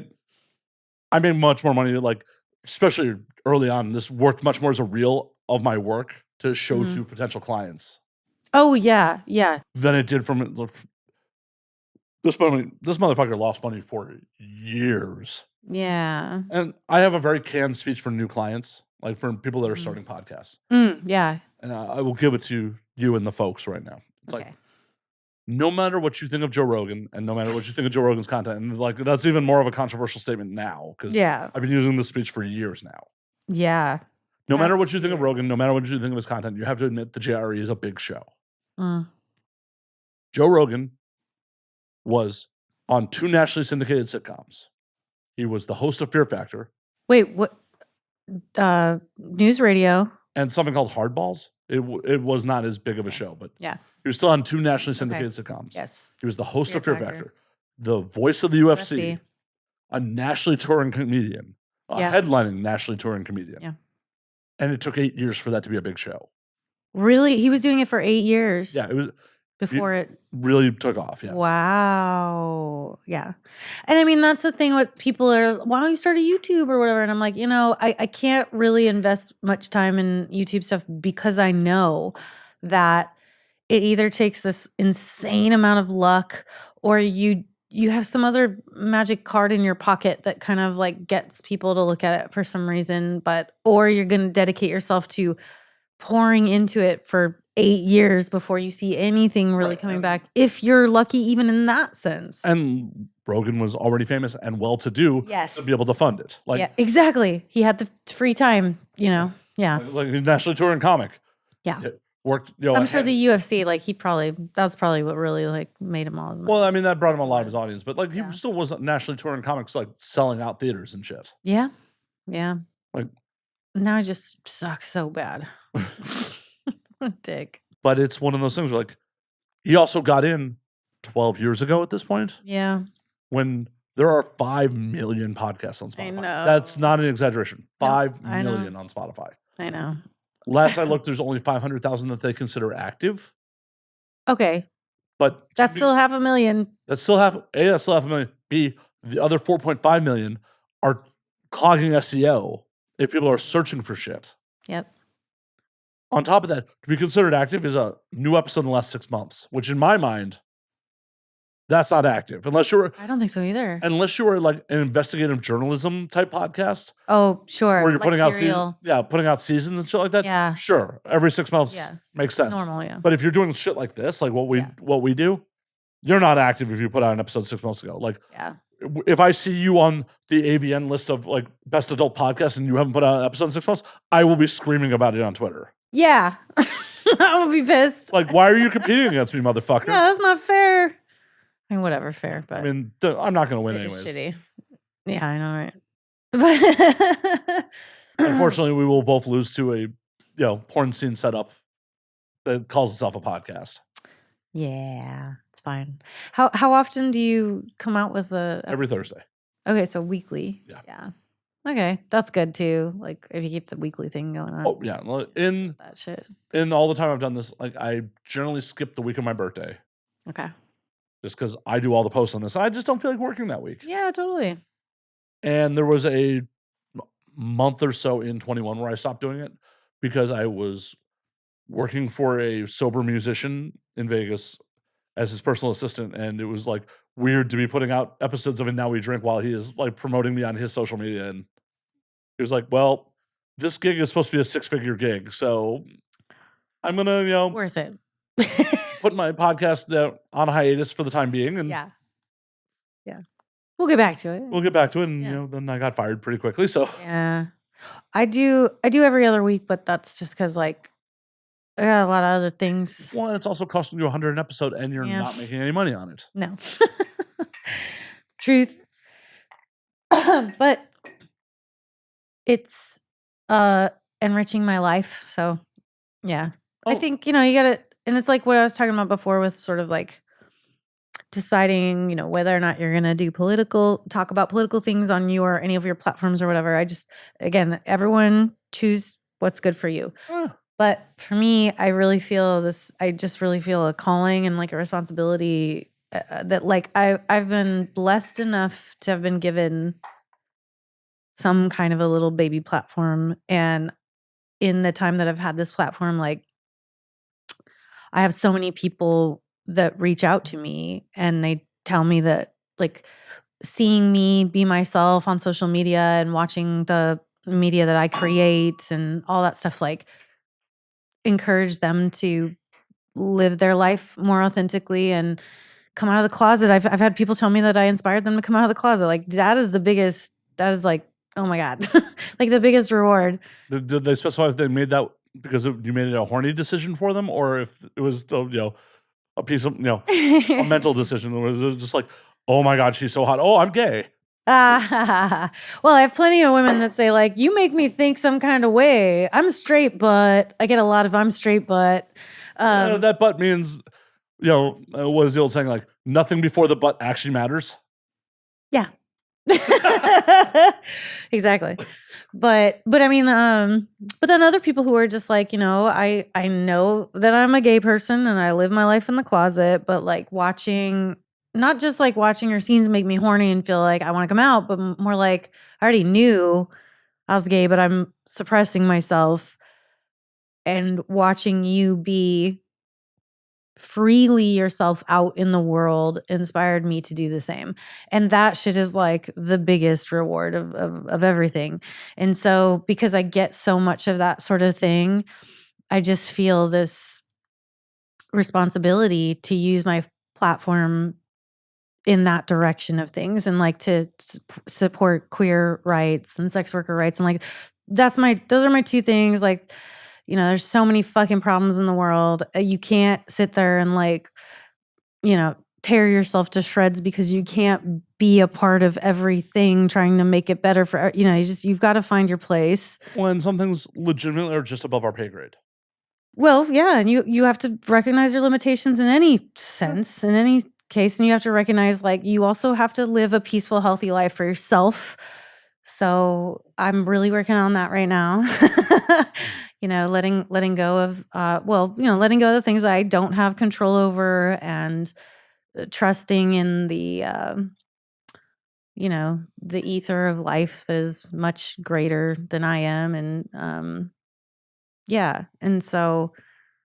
and just focusing my efforts and energies in the direction that I'm able to be useful in. So that's what I'm working on right now. And that's just my general theory and concept of my particular platform that I've been gifted. I earned some of it, but you made that shit. You birthed. Yeah. That is what you did birth into this world. Yeah, true. Like, it wasn't a gift. You fucking, with intent, made the thing. True. You decided to continue doing it when it is a financial burden to you. Yeah, as far as the podcast, yes. I mean, yeah, so coming back around to that, it's just that I just want to do it because I think it's towards making the world a better place for sex workers. That's really my, and queer people, my thing. Like, I feel like if people can catch on, start listening, that are not in the industry, or maybe they're on the fence about certain issues with sex workers or whatever, I want to like normalize that. And I'm hoping that if people catch it and listen to it, that it just helps them more to see that we are human beings, just like you. And we just have an interesting job. We just have a different perspective. It's just a different job. And like, there's all the things that like still bring us together as humanity. Like, no matter what's in between your legs or who you want to fuck. Yeah. We all have so much more in common than we don't. Exactly. Like, for fuck's sake, we all eat. We enjoy food. Like, there's things that almost universally bring joy to people. Yeah, like, definitely. There's all these things that bring us together, but like, you're choosing to focus on one little fucking aspect of another person to like try to wedge a divide. Like, why? Yes. Why? Like, I've had people like, I don't know, I'm a cis white male, and I've had, people from the queer community be like, oh, I didn't know if you have gay people on your show. I'm like, I don't give a fuck who you fuck. Why would you have interesting stories to tell? Come do the show. Yeah. Literally, why would I care who you fuck? I don't understand why so many people very clearly do. I'll never get that. Like, no matter how you choose to identify, that doesn't affect me in any way, shape, or form. Yeah, Why would I discriminate against you because of it? Just make it make sense. Yeah, like you identify however you identify. Guess what? I'm still gonna go to bed, sleep soundly tonight. Yeah. Not gonna make a fucking lick of difference in my life. Right. Use a different word. Oh, ooh, whoa, it's so hard for me to say they. Well, and no. I had some dude like respond to a performer about like not wanting to go over to Blue Sky because they're like, oh, over there, they except that there's thousands of genders, and I don't believe that. And like, it took every fiber of my being to not respond to this guy on Twitter, be like, how much of your life on social media is tied up in giving a fuck about what complete strangers do with their own bodily autonomy? For real. Like, why don't you just go over to Blue Sky? You're obviously responding to a performer. Go over to Blue Sky and enjoy some tits. Right, exactly. Shut the fuck up. Enjoy some tits. Yeah, guess what? You don't have to like look at the things. I mean, you know what though? But I gotta say, don't go to Blue Sky. I don't want that guy over there. Well, I don't particularly either, but like, and I didn't respond to that. I didn't even acknowledge any of his points. I just responded with, well, performer nudity is A-okay and not suppressed. Yeah. And links are not suppressed. So yeah. Performers have more opportunity to convert viewers into, potential customers. Yeah. And that's just what I responded. I just decided not to engage with any of. Yeah. And that's, to me, in this day and age, like, that's how I know I'm maturing. When I'm looking at my social media and I see something and I'm like, get my finger ready, and then I'm like, you know what? This is not going to help anybody. Oh. This isn't going to change him. It's not going to change me. It's better if I just swipe up. See, I disagree with you. Put the app away. I disagree with you there. Okay. Because if it's my content and you come at me, I will fight you. Yeah. Because it drives engagement. Not that I'm emotionally invested in any way, shape, or form in what you have to say. Smart. It drives engagement. Have you ever seen the movie Thank You for Smoking? Oh, yes. So the scene where Aaron Eckhart talks about, like, has the argument about chocolate and vanilla. I am having that argument for other people. Like, oh yeah, I know I'm not convincing you of anything I have to say. Yes, but it's for the people watching the argument. Right. And smart for people to get emotionally invested and for them to comment. Because the algorithm doesn't give a fuck if it's a positive or negative statement. No, they want a negative. Or they want the argument. That's what. But all the algorithm really cares about is that you hit reply. Yeah. So I live my life on, if I wouldn't take your advice, don't care about your criticism. I don't know you. Yeah. I don't know your background. I don't know if you can fucking add 2 + 2 together. Yeah. All I do know for a fact is happy, successful people don't try to bring other people that they don't know down.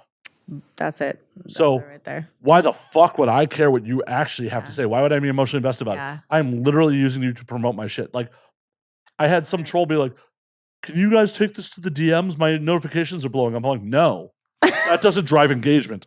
I'm not trying to win a fight with this person. I am trying to bring more views to my content. I'd be like, you can hit the mute button on this conversation whenever you want. Right, exactly. Hit the fucking notifications. So that's a you problem. 100%. Yeah. It's a you problem. Yeah. I mean, you're just doing it in the smart way. You're doing it with like, you are understanding that this is what gets like the algorithm will send you over to my shit. But for me, I am far too sensitive. And I have to just like, I can't do it. Well, and I understand that. Like, good for you knowing your boundaries and being like, you know what, I shouldn't do this. And yes, and it is like that. It's like, don't. You'll be your day will be nicer if you just don't. And then I just put the phone down. Move on. For me, it was a developed muscle. Like, it was like, I get that. I totally get it. And I'm not knocking like the way you do it because it's smart. So. Well, yeah, half the time I'm screen capping it and sending to people in my fucking Discord being like, look at this idiot. Oh, man. Yeah, I just can't do it. Yeah, it's hard though. Well, it is. The whole thing. You are literally fighting against the nature of the human brain when you don't engage with all the nonsense. And that was the thing. I don't know if you ever saw this Netflix, or it was literally over the pandemic, I believe. It was called The Social Dilemma. It's a documentary, and they talk to these people who worked on the algorithms for Google, for Facebook, for, all these things. And they're like, we designed it to do these things to your brain that you can't even control. You don't know what's going on with it, and you can't fucking help yourself. And we know this, and we capitalized on that shit. Oh, yeah, it's all exploited gamified. it. It's using a lot of the same manipulation tactics slot machines use. Exactly. That's exactly what it is. Or like those fucking mobile games that like keep What- now you're spending money on it and you don't even realize. I didn't see nothing. It's the same shit though. The way the social media does the same shit. And it's just like, man, when I have friends or, like your parents are still on Facebook and stuff, and my mom will be all on Facebook, this and that and the other. I'm just like, dude, you shouldn't be on there. Like, for so many reasons. You should just let it go. And for me, it was 2018. And I remember reading this article in like probably 2015 or 16 that was like, I got rid of Facebook and you should too. And here's why. And I was like, I read the article and I'm like, dude, he's right. Every single thing he says, I feel that. But I remember that time period being like, there's no way. I couldn't delete my Facebook account. Are you kidding me? Like, it seemed so out of reach. Like, that's not a thing I could ever do. And then, 2016 happened. And then it was like, all of a sudden, Facebook was like it's different on Twitter and Reddit and even Instagram. It's like, these are people you don't know, really. Usually, they're not people you know. But Facebook is the people you grew up with. It's all your family. It's all your friends. It's all your teachers. It's all it's your personal real life community. And I am like getting in these altercations where it's like people that I've historically cared for decades, and now they're saying some awful shit to me, and vice versa kind of. And I just saw it turning me into something that I was like, I am not okay with this. And so, and also like other people's behavior who I normally like cared about and respected, but then I'm watching them and even if we have the same like ideological concepts or whatever, but it's like their behavior, like the way they're acting on Facebook, I'm like, this is not the person that I hang out with. This is something else. And I don't like that shit. And I don't like fighting with the people that I know. And I don't like saying my opinions and then hearing their shit back to me. And like, I'm like, okay, I've had enough of this. And it's not making me a better person. Oh, definitely not. It's making me a worse person. It's like stimulating all the worst parts of me and like bringing it out. And I don't want that. I want to be trying to be a better person, not a worse person. Well, look at you trying to be a better person. Oh, look at you, Miss Fancy Pants. I want to be a better person. Wow. Come into my home. I said I'm trying. So better than I'm not trying. I'm actively embracing not being a better person. You come into my home and tell me. And look at this elitist shit. I'm trying to be a better person. I'm trying to be better. Fuck that. I'm trying to be better than you specifically. It's not a hard task. It's really easy to accomplish. I'm out here rolling around in the mud. Yes. Cheers.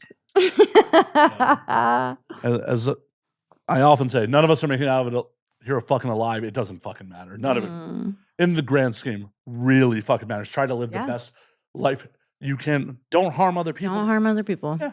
That's really the only rule that you need. Just don't cause harm to other people. Because of the human condition, it will happen unintentionally. Just don't intentionally do it. Yeah.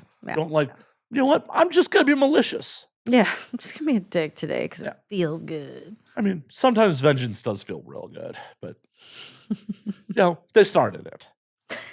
They started it. It's their fault. Right. Like, if you're bringing upon wrath upon you, like, you started it, well, sometimes you just got to finish it. Your problem. Yeah. It's your thing. It's a you thing. But, try not to be malicious. Like, unfortunately, because differences of opinion or just different wants and needs are not being met, people unfortunately sometimes get fucking hurt. And especially in like romantic partnerships, it's just like, oh, we want different things. Yeah. And you know, you can't go through life without hurting people. You can just try your best to like mitigate harm. Yeah.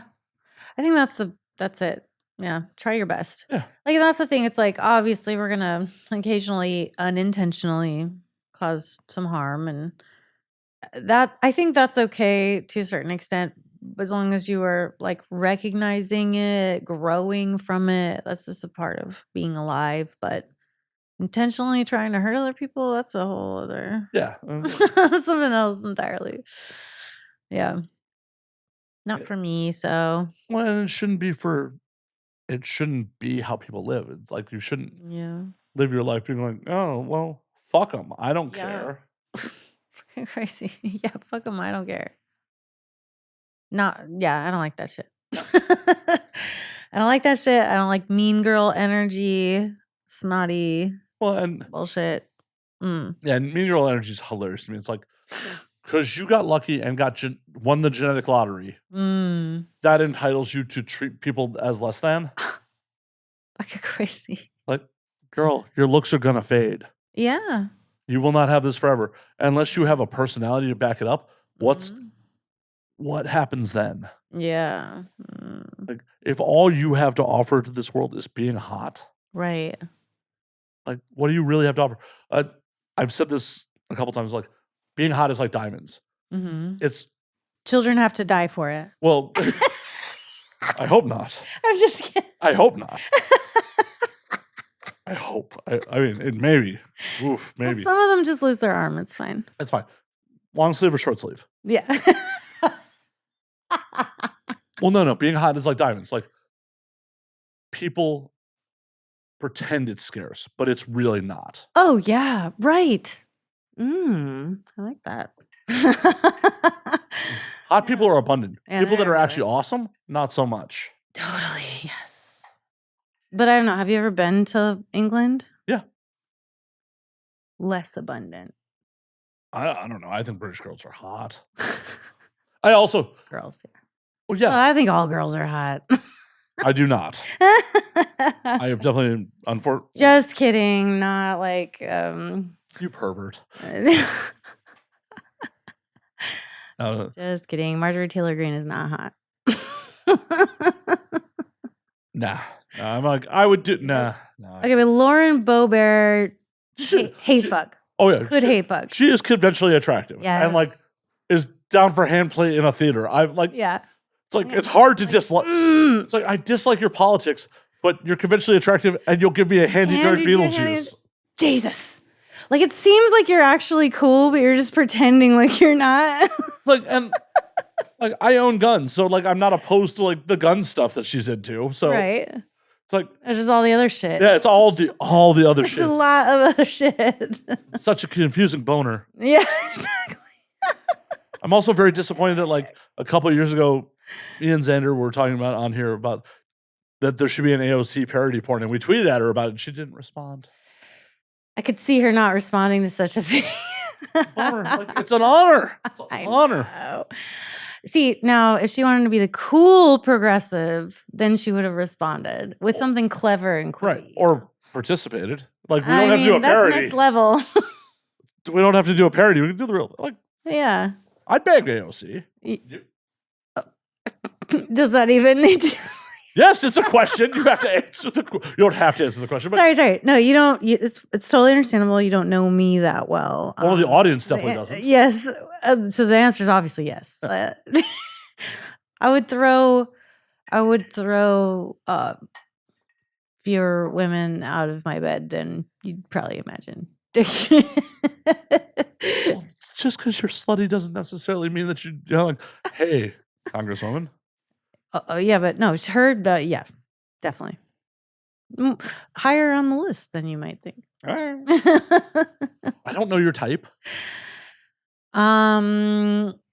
Identifies as woman. Yeah. Okay. Well, that's a very broad type. Not MAGA Yeah, somewhere in that realm. You Somewhere wouldn't- in that margin. No hate fucking the MAGA. Yeah. Thinking about where I just couldn't. I don't know. Maybe. Only if I could like put my foot on her face and stuff, just really like spit on her. Go get, the Girth Master replica and like just ram it in on fucking lubed. Ooh, unlube. Well, but see, that makes it hard for me. I mean, lube really helps everybody. Fair. Well, I'm talking purely a hate fuck. Like, you may not necessarily get yours and, that hate fuck. No, I would get mine in the mental. Yeah. Yeah. Like, did that tear you a little? Good. Makes me wet thinking about you getting torn. Mm. You won't be able to walk right on the Congress floor. Good, because I don't want you in there anyway. Right? Don't need your vote. Oh, are you supposed to be voting right now? No. Oopsie. Guess they'll have to vote you absent. Oh, sucks. I don't know. Maybe this is also just egotistical, dude. Like, I feel like AOC is not out of my league.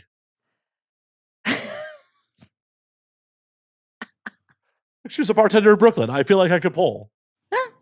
Just because you're a congresswoman now doesn't mean that we can't be throwing back shots. Yeah, and she seems like the type that would be down to throw back some shots. Yeah. Just not respond to a porn parody request. Yeah, I don't think she's gonna do that. Someone in her district, you should write your congresswoman. Have you seen what they're doing to people who have done some porn and then are in office and stuff? It's terrible. They're just like, no. There was somebody running, I want to say it was like North Carolina or Virginia, a couple just made maybe they had a cam account or OnlyFans or something. Yeah, I think they had an OF. Yeah, they're just making a little extra money and stuff, but it's like, so then they get fired from their jobs. It's like, or they, whatever, they lose the election because it's like, oh no, they're getting naked. Or it was so cool. There was a woman in Pennsylvania who was running for local, so it was Philadelphia, a local district, and something, I don't know, congresswoman maybe. She's a former stripper, and so she was just like, I donated some money to her campaign. I mean, this is several years ago, but I was just like, fuck yeah. Like, I want to support this. Why not? Why couldn't you? Well, I checked into her policies before. Yeah, well, they were all pretty aligned with mine. Okay, cool. Yeah. I want to support sex workers, but I also need to read the fine print before, For sure. I mean, I'd love to think, I would love to think, prior to this election, maybe did a little bit think like, hey, we're all on the same page, right? Like, oh no, all our jobs on the line, right? It's all our livelihoods, and but no.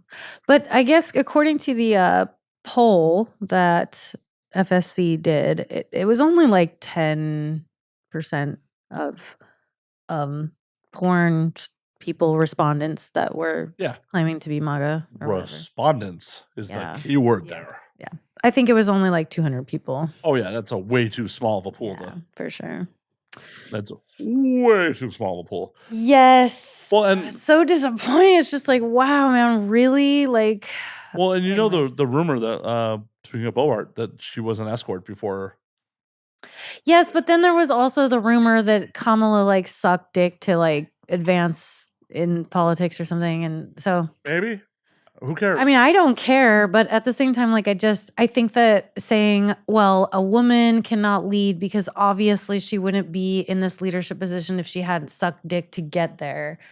That's the thing that I'm just like, so you don't think women can be like successful and intelligent and powerful? And well, I feel it's an intelligent jobs. move if sucking one dick will make your career. I feel that's an intelligent move.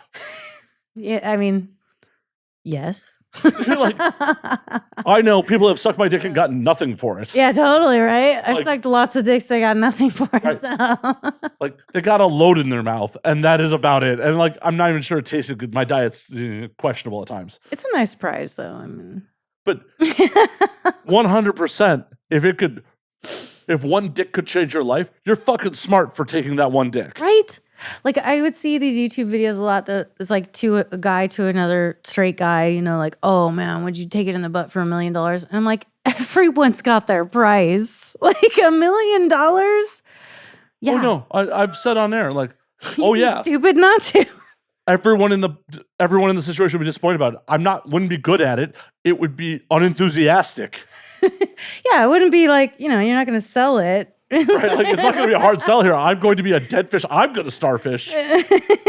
You'll be the starfish. Right. Like, as long as the contract says, like, you get to penetrate me for $1 million. All right, that's all that's in the contract. Right, I'm just going to be closing my eyes and just waiting for it to be over. And I'm not going to even eat gummy bears the day before. I'm not cleaning out. You get to drill for oil. You get to strike oil. Up from the ground comes a bubbling crude. Yeah, that's right. As soon as they pop, I'm going to be like, next thing you know, old Jed's a millionaire. It's worth it to be a millionaire. Everyone's got their price. I Everyone's have got their price. had heterosexual sex with some women that I am not proud of. And all I got out of was an orgasm. Yeah. Which is decent, but Not even always. Sometimes it was just like, I would have been better jerking off. right? Because then instead you're just like, oh man. Yeah, there's definitely Damn it. there's definitely been some moments in my life where, like, after the moment I came, I'm like, I really wish you could just evaporate. Like, I'm gonna have to see you after this. I just wish you would disappear because, like, I don't need a reminder that this happened. Evaporate. Like, full on Thanos snap after I come. Like, if you just, that'd be amazing.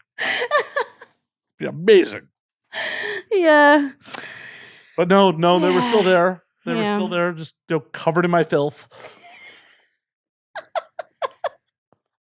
You know what, though? It's a worthwhile life experience.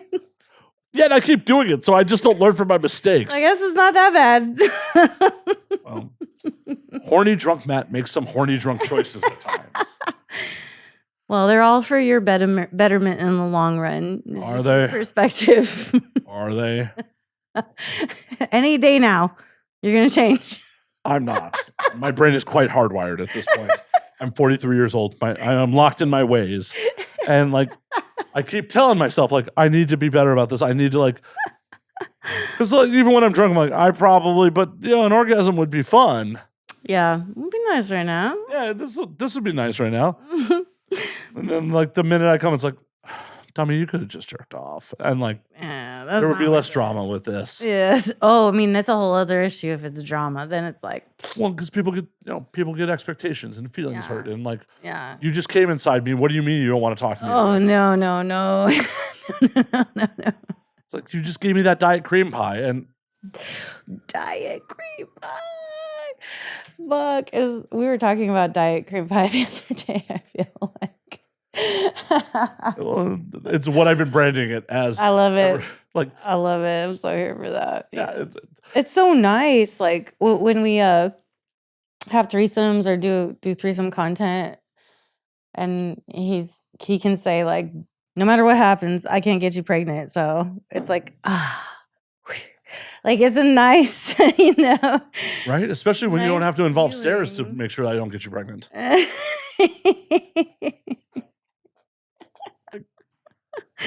Yeah. No gravity involved. Nope. No gravity. Nope. Just choices.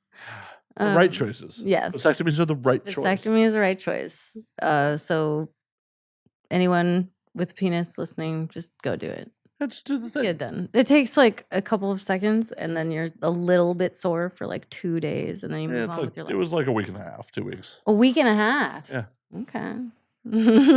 But I never even took pain meds. It wasn't like Yeah. life altering pain. It was like, No. oh, when I moved around, if my Yeah. like I purchased a buddy of mine who had previously got one. He's like, you need to get this ball sling. It's like a cup that just cups your balls like close to your body. Ball sling. Yeah. And it's like, whenever I'd move around without the ball sling on, yeah, it was like, oh, if the boys move, they hurt. Sure. But like with the ball sling on, I could move around and it was, a little uncomfortable. Okay, it's slightly uncomfortable for a little bit of time. Right. Are you a bitch? Yeah. What are you, a bitch? You're not a real man unless you get a vasectomy. Right. What are you, a bitch? You afraid of a little pain? You afraid of another man touching your testicles and cauterizing them? Like, what are you, a bitch? Exactly. He's a professional. Yeah. You have let many unprofessionals handle your balls before. Totally. Yeah. And it's funny, like, it's a professional. Like when you get waxed or when you go to the gynecologist, it's like, oh no, make sure it looks good. No, fuck that. They're looking at pussies and buttholes all day. All day. They've seen them all. They've seen every possible fucking butthole and pussy. So like, don't trip. I feel like I could say that at this point too. I've seen every possible pussy and butthole. You're good. You get desensitized to it at some point. Oh yeah, for sure. It's just like, if someone gets naked in front of me, I just don't care. Unless it's like, oh, hey, we are going to have, Oh yeah, then we care. Yeah, but it's just like, oh. Yeah. And I'm not like ever mad at seeing tits. I'm never like. No. But it's just like, okay, cool, tits. Yeah. Yeah, I feel like it depends so much on the circumstance. Like if I'm in a place where it's like, this is decidedly a place where you don't see tits and then tits come out, I'm like, oh, that's interesting. Yeah, but I feel like it's the novelty of the situation more than it is the tits Totally. themselves. Yeah, for sure. Yeah, for sure. It's like, but I'm still enjoying the tits themselves. I mean, it's like if a dinosaur walked out of my hallway right now, like, holy fuck, dinosaur. Oh, wow, that's not supposed to be here. Right, exactly. Exactly. Like, holy shit, there's a dinosaur here. How did that happen? Like, yeah, but it's just, there's no sexual arousal from being like. Right. Yeah. Oh, a naked body is just a naked body. And I can appreciate it. I could even be like, oh, that's a very nice part of your naked body. You know, like that's rad. Like, I appreciate that. Yeah. Without sexualizing it. Right. And unless it's time to sexualize it. Yeah. Well, it's even like with nudes. Like I've had someone recently be like, oh, you want me to send you a nude? I'm like, do you want to send me a nude? Because that's the important part. Yeah. Consent. Well, it's more the like, it's hotter to me that it would turn you on to send me a nude than actually seeing you naked. Seeing the nude. Yeah. Ooh, I love that. I love that distinction. Yeah. That's the important part to me. Like, especially because it was a performer. It's just like, I could scroll my Twitter and see you getting fucked right now. Like, for sure. Like the intent behind you being like, I want to send you this nude. Like, that's the hot part. Yes.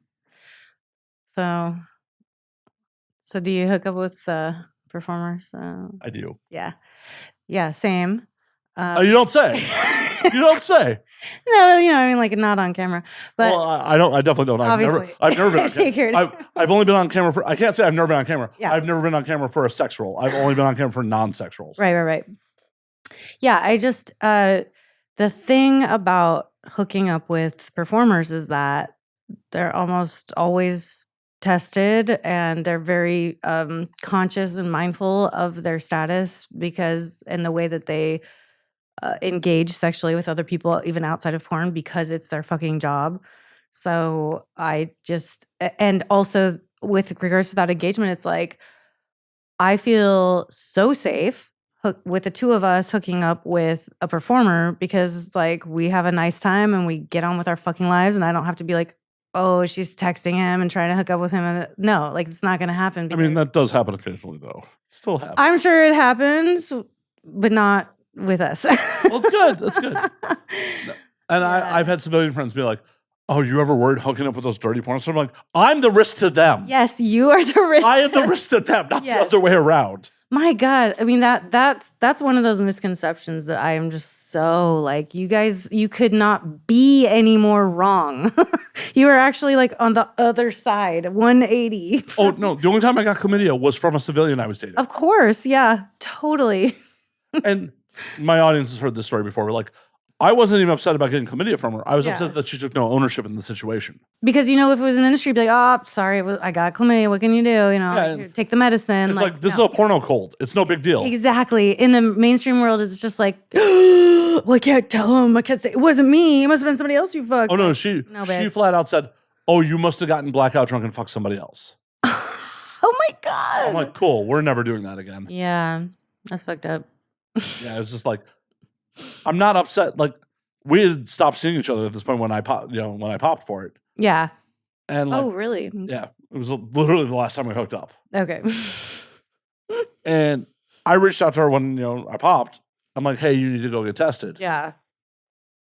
And she comes back like, I came back clean, though she admitted she had just done a round of antibiotics for a lung infection. Like, yeah, you just did a round of antibiotics. It's antibiotics. You took care of it. Right. Yeah. Like, no wonder you came back clean. She's like, yeah. I came back clean. You obviously, got blackout drunk and fuck someone else. I'm like, cool. Well, I wasn't looking to go back there anyways, but now we're really not gonna. Yeah, really.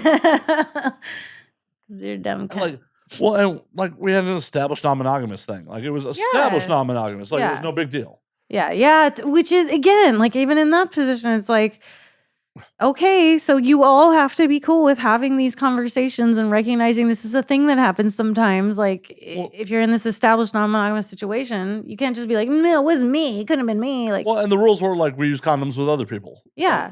But condoms are not 100%. Well, yeah. And all, whatever. And stuff happens. And knowing her, she was not using condoms with other people. Yeah, probably. Yeah. So...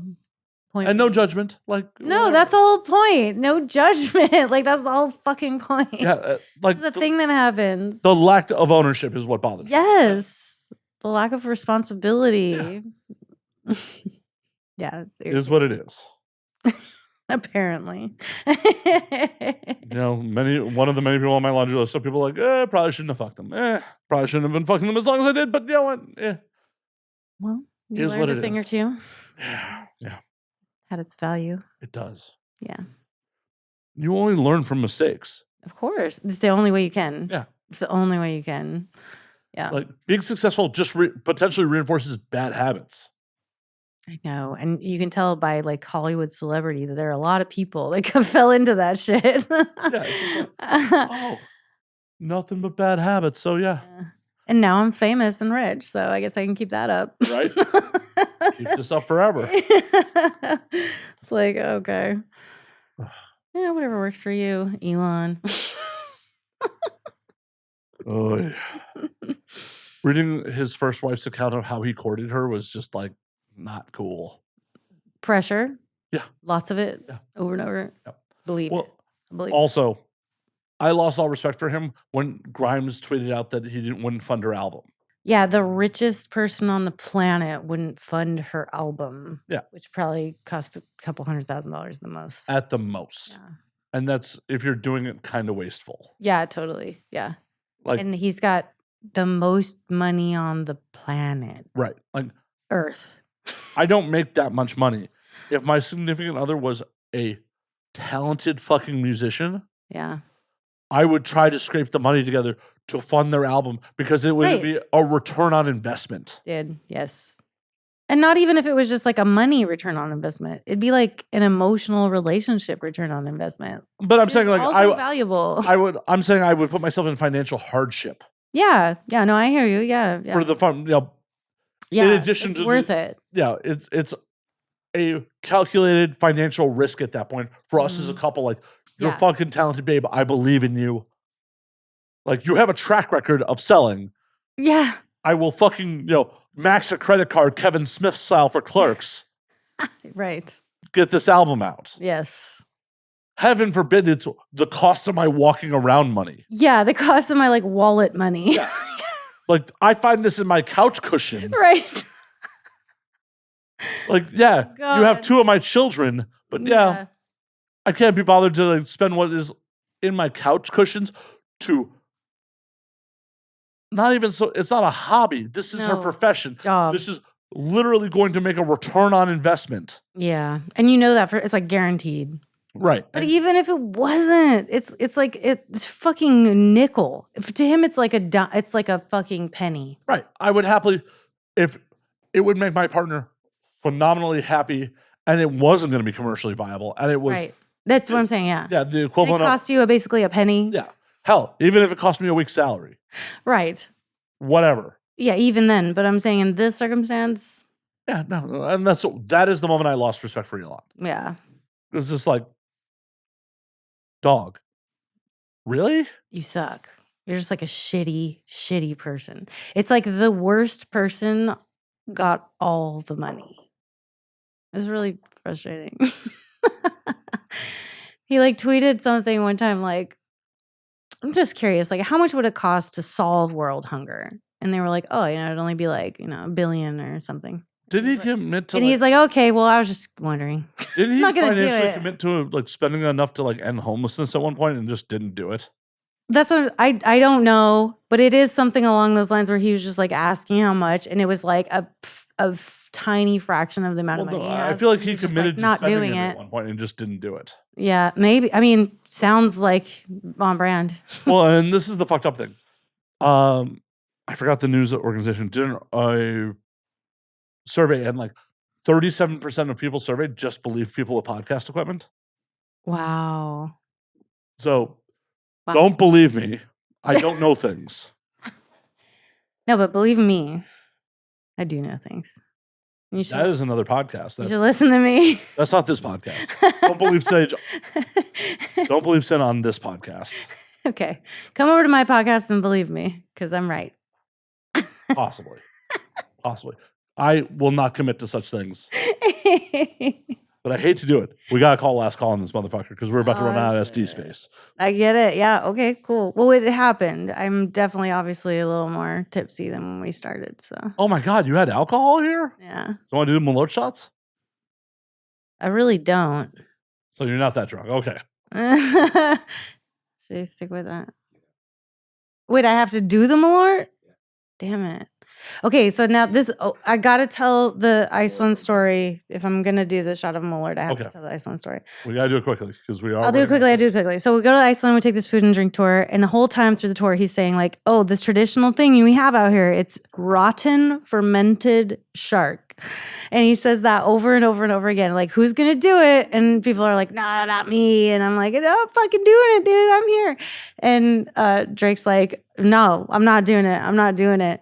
And I'm like, all right, whatever. Come on, YOLO. When are we coming to Iceland again? You got to eat the rotten fermented shark. So we get to the bar finally at the end, and he's like, okay, who wants the rotten fermented shark? And I'm like, Bing, it's me, And there's like 3 other people. He's like counting us all. Okay, and then you take a shot with it too of their special Icelandic liquor. And he goes to get it, and then he's like, all right, I changed. I'll do it. So he ended up doing it. And he comes over, and it's actually just this tiny little cube. And it's like you take it and you chew it. You have to chew it 7 times before you're gonna like taste it, and then you have to chew it 10 times before you can swallow it. So you're like chew, and you don't taste it, and then it's like, oh fuck, there it is, and you still gotta chew it like 4 more times before you can swallow it, and then you take the shot, and it's a great time. And he did end up doing it. I'm in. Okay, you're going to do it. Let's go. Let's get who's got the fermented shark? Rotten. My thought process on most foods, like when I'm traveling abroad, is if it is served regularly, there's a reason for it. It wouldn't be on the menu still if nobody ate it. True. But this is much more of a well, it's why Malort's still on the menu. Right. God, and we know people drink it. I just don't understand why, but because it's a bit. But yeah, I think it's a bit. Before we run out of SD space, okay. Sin, where can they find you on the things? Oh my gosh, thanks for asking. Okay, so best place is like sin-sage.com. All my links, all my social medias, all my clip stores, onlyfans.com/sinsage, all that shit. I'm on all the things. But I would really love if some of you would come from this podcast and also listen to my podcast. It's called Sage Advice with Sinn Sage. interview a sex work adjacent person for about an hour, and then we answer a couple of audience submitted questions. So it means so much if you would go and check that podcast out, give it a listen, give it a rate, give it a review. You know, someday I'd like to at least have it pay for itself. That'd be great. Always the dream. Yeah, that's the dream. And yeah, you know, Sinn-Sage.com will get you in all the right spots. Hell yeah. Well, until next week, drink up, motherfuckers. Drink up.